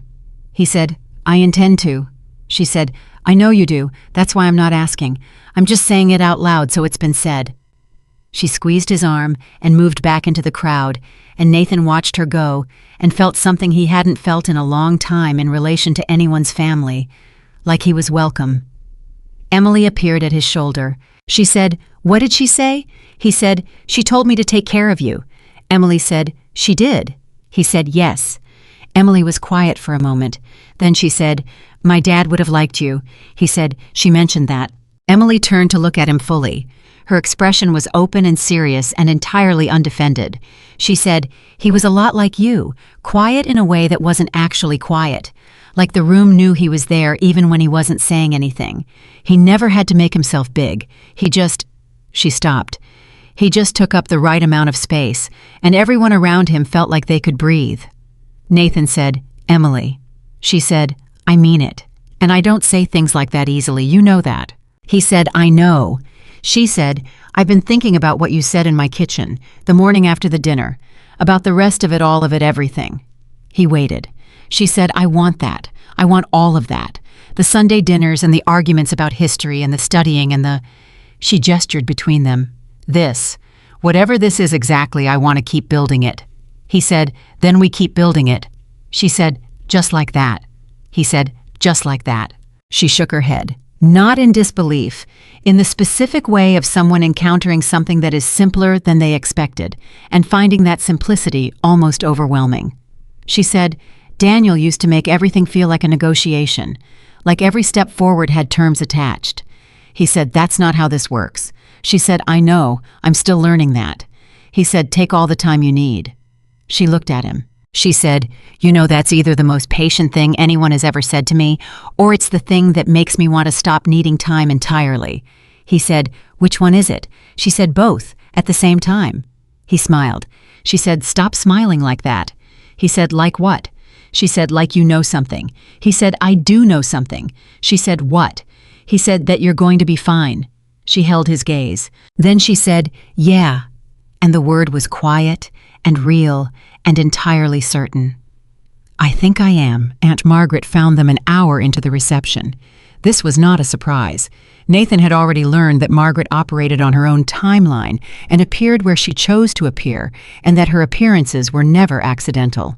She looked at them both and said without preamble, I've been watching you two since you arrived. Emily said, that's slightly alarming, Aunt Margaret. Margaret said, it's not alarming, it's accurate. I watch everyone. It's what I do. She fixed her gaze on Nathan. I said something to Emily at the rehearsal dinner that I want to say to you directly. He said, all right. She said, I told her that you don't just stand beside her, that you see her. She paused. I meant that. Most people look at the people they're with. You see Emily. There's a difference, and it's not subtle, and it's not something you can manufacture. She looked between them. My husband saw me that way for 40 years. When you find someone who sees you, you don't let caution get in the way. Emily said, we didn't let caution get in the way. Margaret said, you let it take 6 months. Emily opened her mouth. Margaret said, I'm not criticizing. 6 months is nothing. I'm saying now that you've figured it out, don't let caution back in the door. She looked at Nathan. You understand what I mean? He said, I do. She said, good. And she moved away with the efficiency of someone who had delivered exactly what they came to deliver and had no need for a longer scene. Emily stared after her. She said, she's going to be impossible now. Nathan said, she's going to be wonderful. Emily looked at him. You like her? He said, I really do. She said, everyone is either terrified of her or obsessed with her. He said, those aren't mutually exclusive.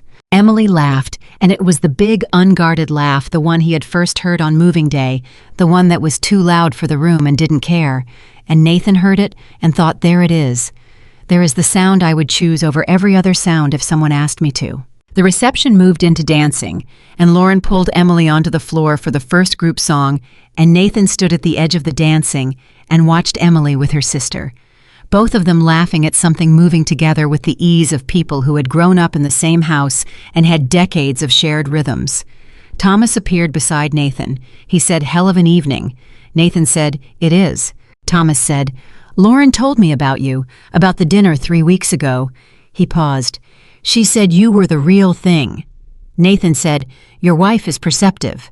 Thomas said, she's extraordinary. He said it simply without decoration, the same way Nathan would have said it about Emily.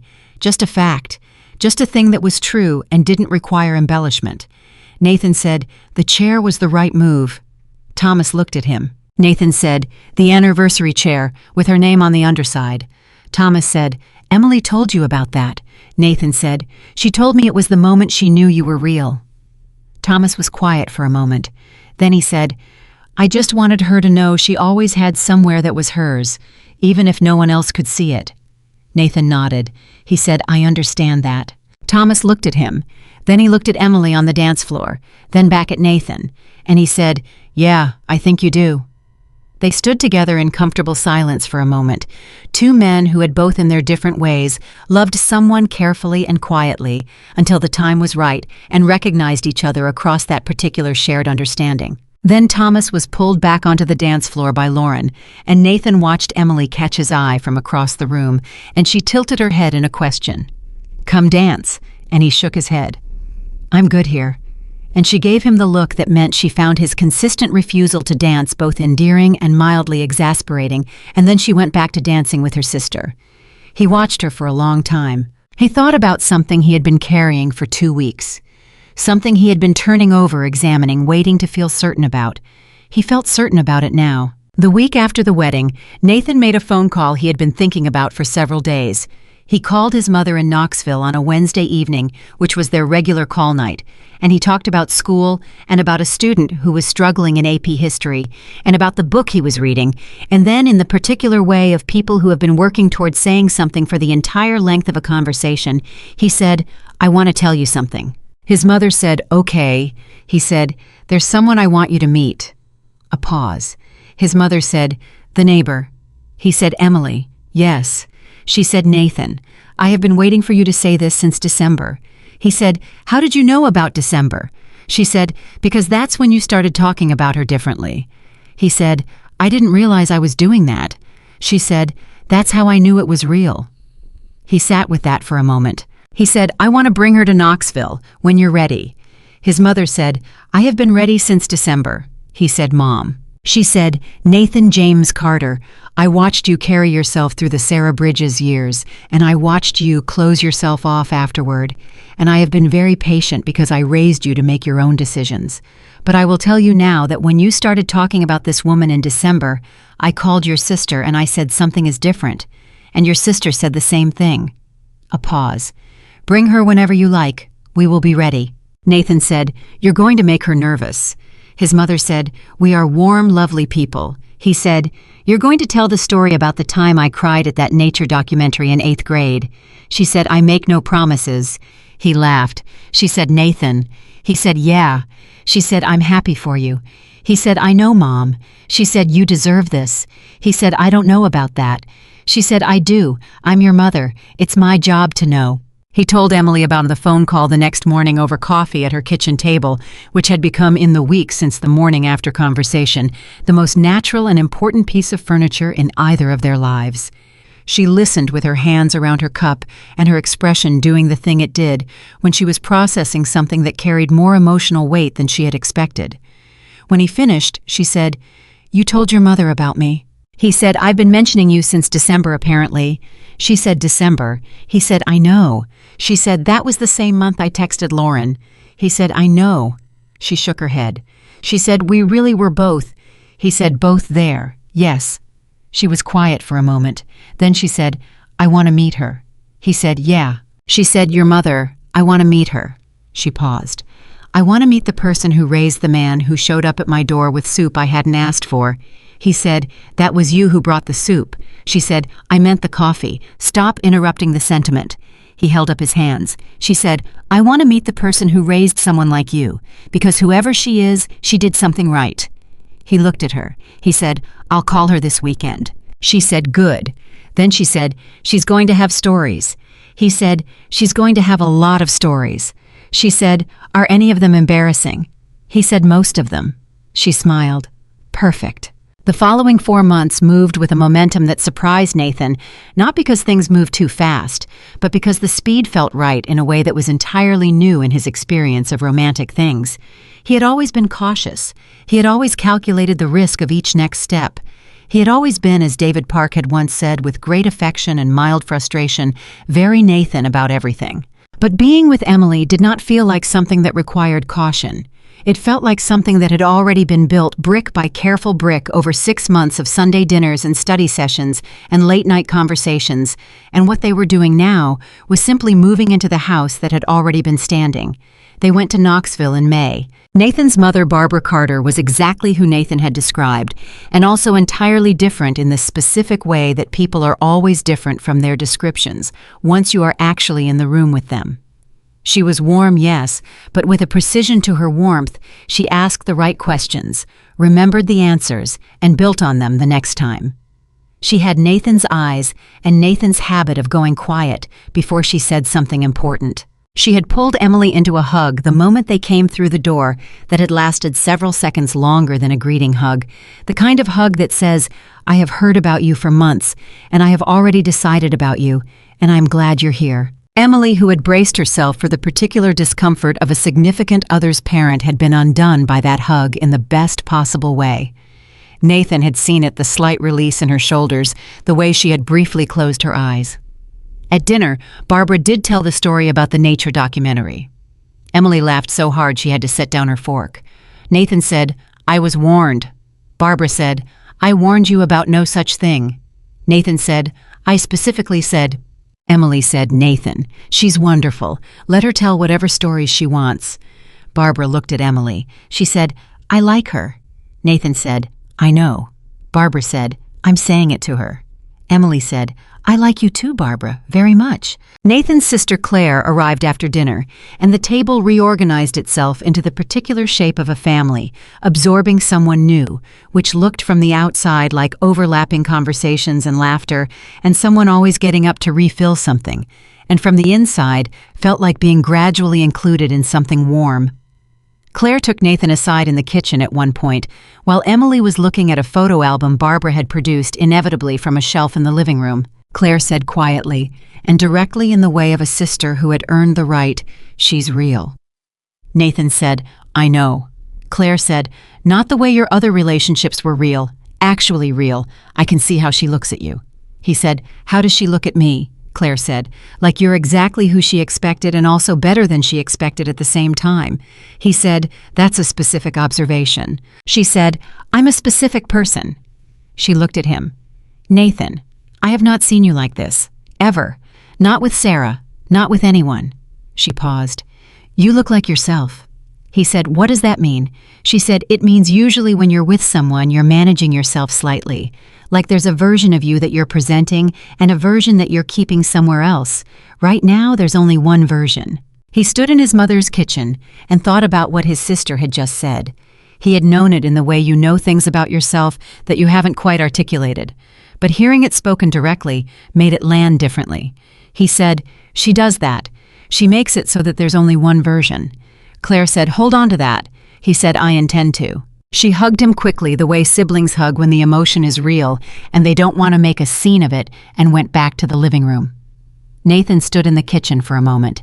Then he went back to Emily. She was sitting on the couch with his mother, the photo album open between them, and she was saying something that made Barbara laugh, and she looked up when Nathan came in and gave him the look that meant she was genuinely happy, actually happy in this moment in this room with these people. He sat beside her. She leaned into him slightly naturally, without calculation. His mother pretended not to notice, but Nathan could see her not noticing with great satisfaction. They drove home from Knoxville on a Sunday evening, and the drive was the same kind of comfortable, full quiet that their best drives always were. And somewhere around the halfway mark, Emily said without any particular lead-up, your family is incredible. He said they liked you.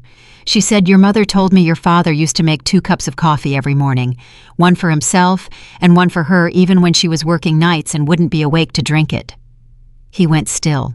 He said she told you that. She said she came home one morning from a long shift and found the 2nd cup still warm on the counter, and she realized that was the most loving thing anyone had ever done for her. Not because it was grand, because he did it every single day without needing her to be there to do it. Nathan was quiet. I thought about his father, who had died when Nathan was 26, who had been a quiet man in the same way Nathan was a quiet man, who had built a life out of small, repeated acts of love, so consistent they had become invisible, the way all the most important things eventually do. He said, he did do that, every morning. Emily said, I know. She paused. Your mom also told me that you've done it too, that whenever she visits you, she finds 2 cups already made. He said, it's habit. She said, it's who you are. He kept his eyes on the road. She said, Nathan. He said, yeah. She said, I think I love you. The car was very quiet. He kept driving. He said, I know. She said, I'm being serious. He said, I know you are. She said, that's all you have to say. He said, no. He was quiet for a moment. Then he said, I think I have loved you since you brought me soup in a glass container and told me not to make it weird. She made a sound. He said, I love you, Emily. I have been loving you for a very long time, and I will love you for a very long time after this. That's not something I think. That's something I know. She pressed the back of her hand to her mouth. She said in a slightly unsteady voice, you could have led with that. He said, I wanted you to go first. She said, why? He said, because you needed to hear yourself say it more than you needed to hear me say it. She was quiet for a long moment. Then she said, you understand me better than I understand myself sometimes. He said, that's only because I've been paying attention. She said, for how long? He said, since 11 minutes into moving day. She laughed, and it was the real laugh again, the one he had been cataloging since September, and she reached over and put her hand on his on the gear shift, and left it there for the rest of the drive home, and the Tennessee darkness moved around them, and the road was clear and long ahead. When they pulled into Millbrook Drive and he parked and turned off the engine, neither of them moved for a moment. Then she said, "Come inside." He looked at her. She said, "Have coffee. We can talk." She paused. "Just come inside. I don't want the evening to be over." He said, "Okay." They went inside. She made coffee.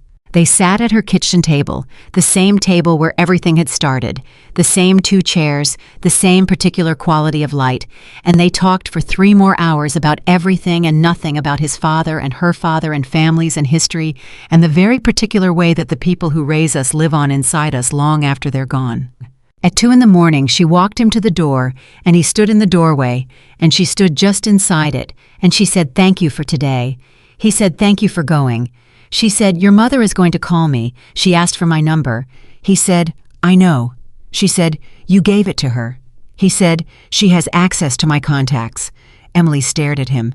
He said, "She asked very politely." Emily laughed. He said, "Good night, Emily." She said, "Good night, Nathan." She was still smiling when the door closed. He walked across the driveway to his own house and unlocked his own door and went inside, and before he did anything else, before he took off his jacket or checked his phone or did any of the small automatic things that end a day, he went to the kitchen. He filled the coffee maker. He set the timer. He got out 2 cups and set them side by side on the counter. He stood there for a moment and looked at them. Then he turned off the kitchen light and went to bed. The 2 cups on the counter became a language, not something they discussed or decided on. It simply happened the way the most permanent things in Nathan and Emily's life together had always happened gradually, then completely without announcement. Every morning Nathan set out 2 cups before the coffee finished brewing. Some mornings Emily was already at his kitchen table when he did it, having let herself in with the key he had given her in June, sitting with her feet tucked under her and her reading glasses on, looking at something on her phone. Some mornings she wasn't there yet, and the second cup sat on the counter getting warm while he got ready for school, and she would arrive before he left and find it waiting, and she would wrap both hands around it the way she always did, and look at him over the rim in that particular way. She had the way that meant she had noticed, and she understood exactly what it meant. She never said thank you for the coffee. He never expected her to. That was the language.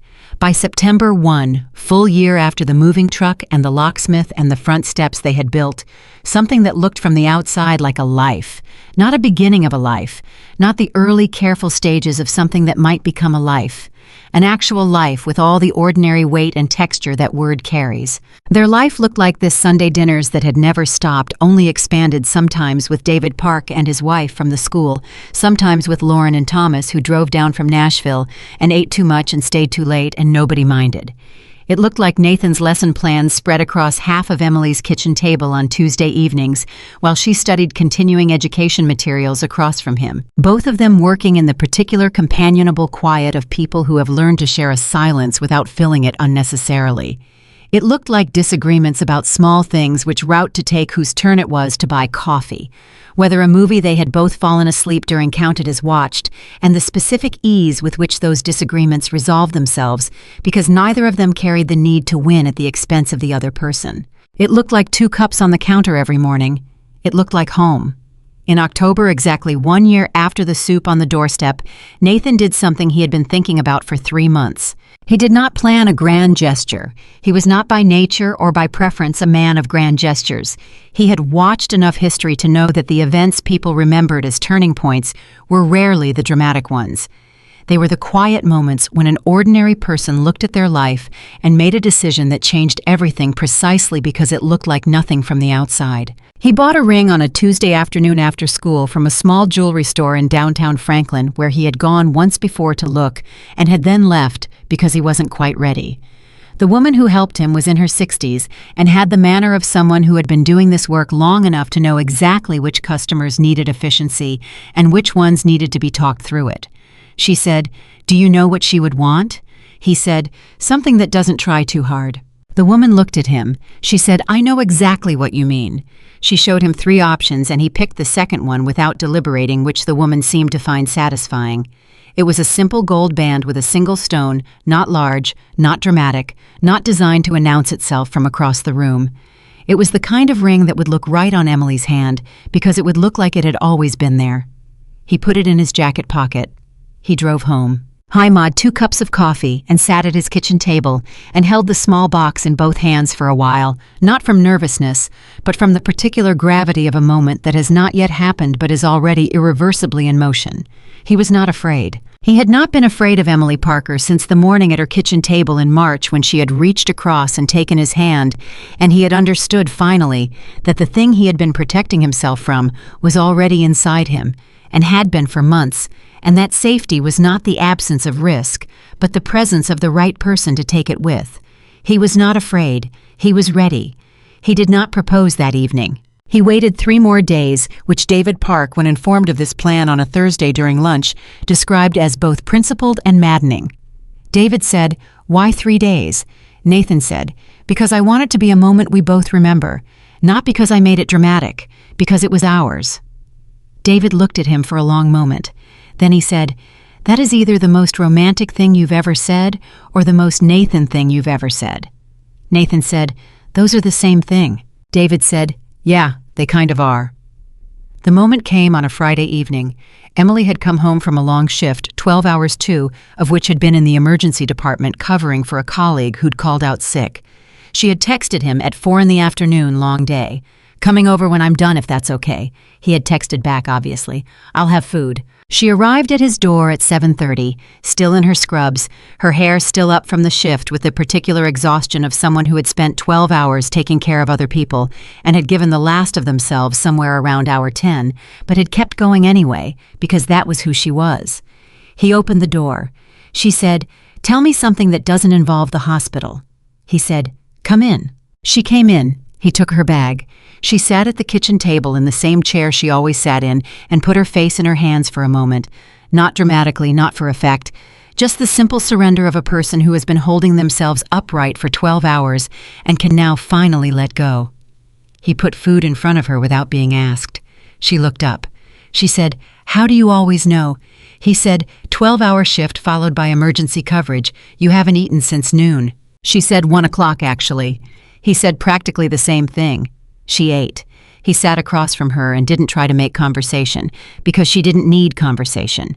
She needed to eat, and to be in a room that required nothing of her, and to let the silence of a familiar space absorb the residue of the day. He knew this about her. I knew 1,000 things about her, each one, small each one, the result of a day or an evening or a specific conversation, accumulated over 14 months into a picture of a person that was more detailed and more true than anything he had ever known about anyone. When she had eaten and the plates were cleared, and she had her hands around a cup of tea, she switched to tea in the evenings. He kept a specific box in his cabinet that he restocked before she could notice it running low. She looked at him across the table with the expression that meant she was finally back in the room, not just present physically, but present in the full way, the Emily way. She said better. He said good. She said thank you. He said, "You never have to thank me for feeding you." She said, "I know. I'm thanking you for the other part." He said, "What other part?" She said, "The part where you knew what I needed without me having to say it." She paused. "Daniel used to make me explain everything. Every time. What I needed, why I needed it, whether I was sure I needed it, whether what I thought I needed was what I actually needed. By the time I'd finished explaining, I didn't have the energy to need it anymore." She shook her head. "You just know."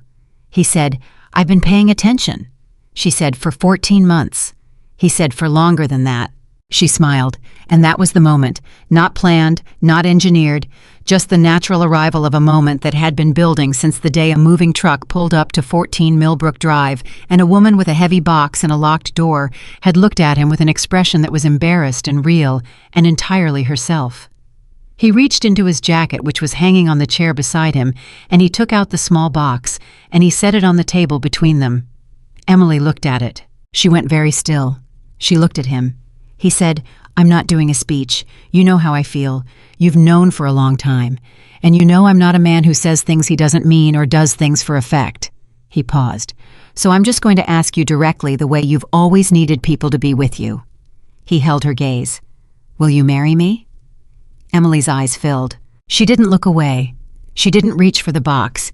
She didn't say anything for a moment that stretched long enough that Nathan, for the first time since buying the ring, felt the smallest edge of something uncertain. Then she said, "I need to tell you something first." He said, "Okay." She said, "When I moved to Franklin, I was not in good shape.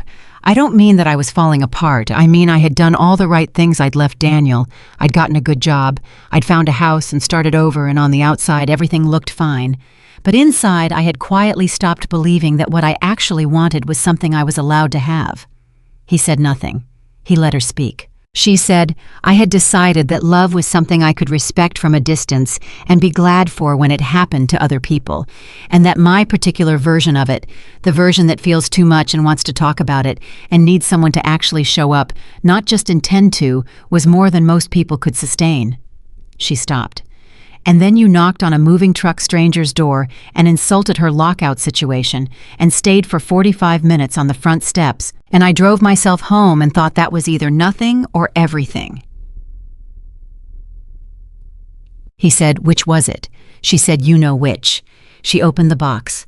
She looked at the ring. She looked at him. She said, "Yes, Nathan. Of course yes. 1,000 times yes." Her voice broke on the last word in the way of someone who has been holding a lot and has finally found the right place to set it down. "You were always going to be the answer. I think I knew that in the first 11 minutes. He took the ring from the box. He took her left hand. He put the ring on her finger. She looked at it on her hand and she pressed her lips together hard, and then she looked up at him, and what was in her face in that moment was not the performance of happiness, but happiness itself, the real, unpretty, specific kind that comes not from a perfect moment, but from a true one. She said, "It fits." He said, "I measured one of your rings when you left it on the counter in November." She stared at him. She said, "November." He said, "I was thinking about it in November." She said, "Nathan Carter." He said, "Yeah." She said, "You are." She stopped. She laughed. "You are the most quietly deliberate person I have ever met in my entire life." He said, "You knew that in the first 11 minutes." She laughed again, and it was the big laugh, the real one, the one that was too loud for the room and didn't care, and it filled his kitchen the way it had been filling rooms in his life for 14 months, and he sat across from her and thought, there it is. There is the sound I would choose. Emily called Lauren that night. Nathan sat on the couch and listened to Emily's half of the conversation, which told him everything he needed to know about Lauren's half. He heard Emily say yes before she even fully got the sentence out. He heard Lauren make a sound that was not a word. He heard Emily say, "The ring is perfect. He measured one of my rings in November," and then he heard Lauren say something that made Emily pull the phone from her ear and look at it with an expression of startled amusement. She said to Nathan, "Lauren is screaming, actually screaming. Thomas is asking what happened, and she's not answering." Nathan said, "Tell her Thomas deserves to know." Emily said into the phone, Lauren, tell Thomas." Pause. "Because Nathan says Thomas deserves to know." Pause. Then Emily's face did something complicated and wonderful, and she said, "Thomas says congratulations, and also that he knew at the dinner." Nathan said, "Tell Thomas he was right." Emily said that. Then she listened. Then she said, Okay, yes, we'll talk tomorrow." She paused. I know, I love you too." She hung up. She sat back on the couch and looked at the ring on her hand. She said she wants to be involved in everything. Nathan said, "That seems appropriate." She said, "She also said, and I quote, 'I knew the moment he brought you coffee on the front steps.'" Nathan said, "She wasn't wrong." Emily turned to look at him fully. She said, "Can I ask you something?" He said, "Always." She said, "That night at the dinner, when Daniel said what he said, what were you actually thinking? Not what you told me, what you were actually thinking." He was quiet for a moment. Then he said, "I was thinking that he had held something extraordinary and had been careless with it and was only realizing it now when it was past the point where realizing it could help him. And I was thinking—" He stopped, found the exact right words. "I was thinking that I was not going to be that man, that I was not going to be standing in a room someday watching you be loved by someone else and wishing I had been brave enough to say what I felt when I had the chance." She said, "And were you brave enough?" He said eventually. She said, "It only took you 6 months." He said, "You took 6 months too." She said, "December." He said, "October." She said, "We're not doing this math again." He said, "You brought it up." She said, "I'm going to stop arguing with a history teacher. Nothing good ever comes from it." He said, "That's the most sensible thing you've said all evening." She shoved him lightly with her shoulder. He caught her hand. She looked at her hand in his. She said quietly, "I used to think that the fact that I wanted this so much was proof that I was too much, that needing someone to just be there to actually show up to make the coffee before I asked, and know when I needed quiet, and remember things I said 3 months ago, and still mean it all. I thought wanting all of that was asking too much." He said, "It was never too much." She said, "I know that now." He said, "It was always exactly enough." She leaned her head against his shoulder. He put his arm around her.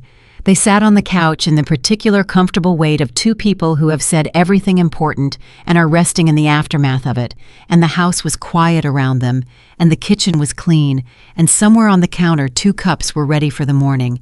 They were married the following April. The same farmhouse, a different kind of day.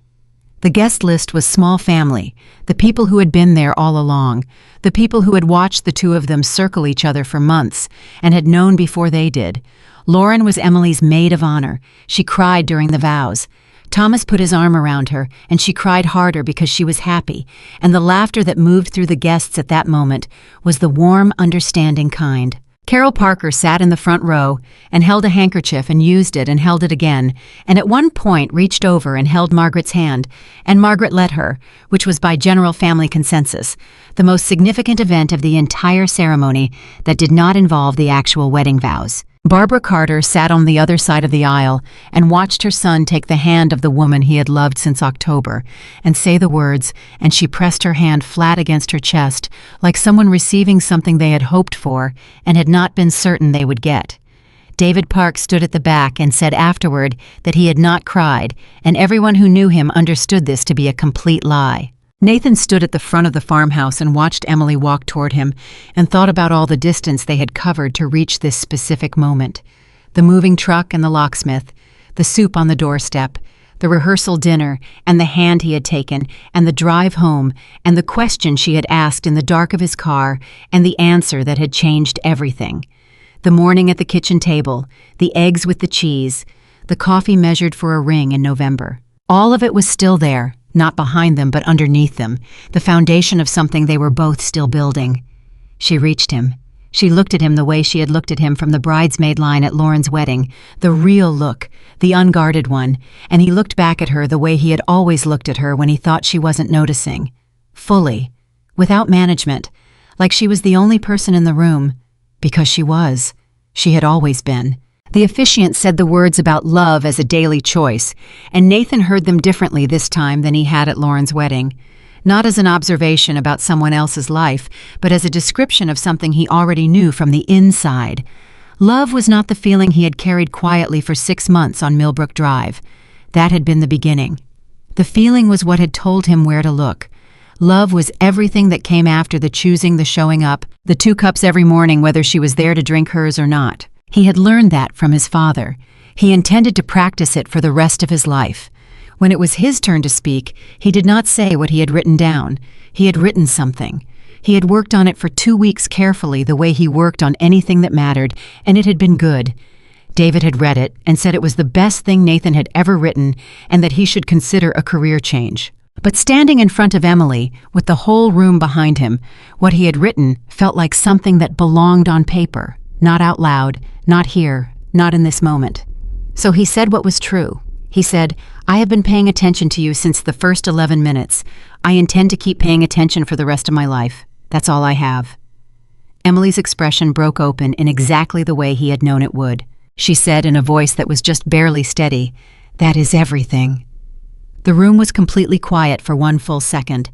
Then Carol Parker made a sound, and Lauren laughed because she was crying, and Barbara put her hand to her chest again, and the officiant who had been doing weddings for 20 years and had learned to recognize the moments that were real, simply smiled and waited for the room to settle. Aunt Margaret in the 3rd row said nothing, but she nodded once, and that was enough. After the ceremony during the reception, when the room had filled with the specific joyful noise of people celebrating something they were all genuinely glad about, Margaret found Nathan standing near the edge of the gathering. She said, "I told you at the dinner. I said you see her." He said, "You did." She said, "I've been waiting to see if I was right." He said, "And?" She looked at him. "I'm always right." He said, "I believe that." She said, "Good." She held out her hand. He shook it. She held his hand for a moment and said, "My husband and I had 40 years. They were not perfect years. Nothing is. But they were real. And real is rarer than people understand." She let go of his hand. "Take care of her." He said, "I will." She said, "I know." She looked out at the room at Emily across it, laughing with her mother and her sister. "She knows it too. That's the important part." She walked away. Nathan looked across the room at Emily. Emily looked up at the same moment the way she always did, the way they always seemed to find each other in a crowd without looking, and she raised her glass slightly, and he did the same, and she smiled, and he smiled back, and it was the most ordinary thing in the world, which was exactly the point. The years that followed were exactly what they had promised each other they would be. Not perfect, not easy in every moment. Real life does not offer easy in every moment, and Nathan and Emily were two people with enough history between them to know better than to expect it. There were hard months. A winter when Emily lost a patient she had cared for over a long admission and came home and sat in the dark for a while, and Nathan sat with her in it without trying to fix it. A spring when Nathan's mother's health declined, and he drove to Knoxville every other weekend, and Emily came with him on the weekends she could, and rearranged shifts to come on the ones she couldn't, and Barbara Carter held Emily's hand and said once quietly, "You are exactly what I would have chosen for him." There were arguments, the small kind, and occasionally the larger kind, the kind that require real navigation and real repair, and the willingness to come back to the table even when coming back to the table is uncomfortable. They had those arguments and they navigated them and they repaired them because they were both people who believed that things worth having were worth the work of maintaining. There were ordinary days, many, many ordinary days, which where Nathan had come to understand the actual substance of a life.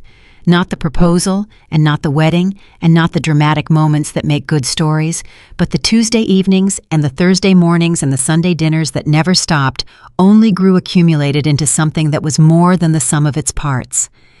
Every morning Nathan made 2 cups of coffee, one for himself, one for Emily. Sometimes she was already at the table when he brought them over, and she would take hers without looking up from whatever she was reading, and he would sit across from her, and they would exist together in the morning, quiet of people who have built a home and know it, and don't need to say so. Sometimes he would set hers on the counter, and she would find it there when she came down still warm waiting. He thought sometimes about the first night, the moving truck, the locked door, the front steps in September, and the 45 minutes that had seemed like nothing and had been, as it turned out, everything. He thought about what he would have said to himself in that moment if he could. He would not have rushed anything. He would not have told himself to speak sooner or move faster or be less careful. The care had been the right thing. The attention had been the point. He would have said, "Only keep paying attention. She is worth every bit of it." He would have said, "The person sitting next to you on these steps is going to become your home." He would have said, "You don't know that yet, but you will." Because on a September evening in Franklin, Tennessee, 2 strangers sat on the front steps of a house and talked for 45 minutes about history and second chances and the particular courage it takes to start over somewhere new, and neither of them knew what they were starting. And then a woman asked a man to pretend he loved her for one evening, and he didn't have to pretend.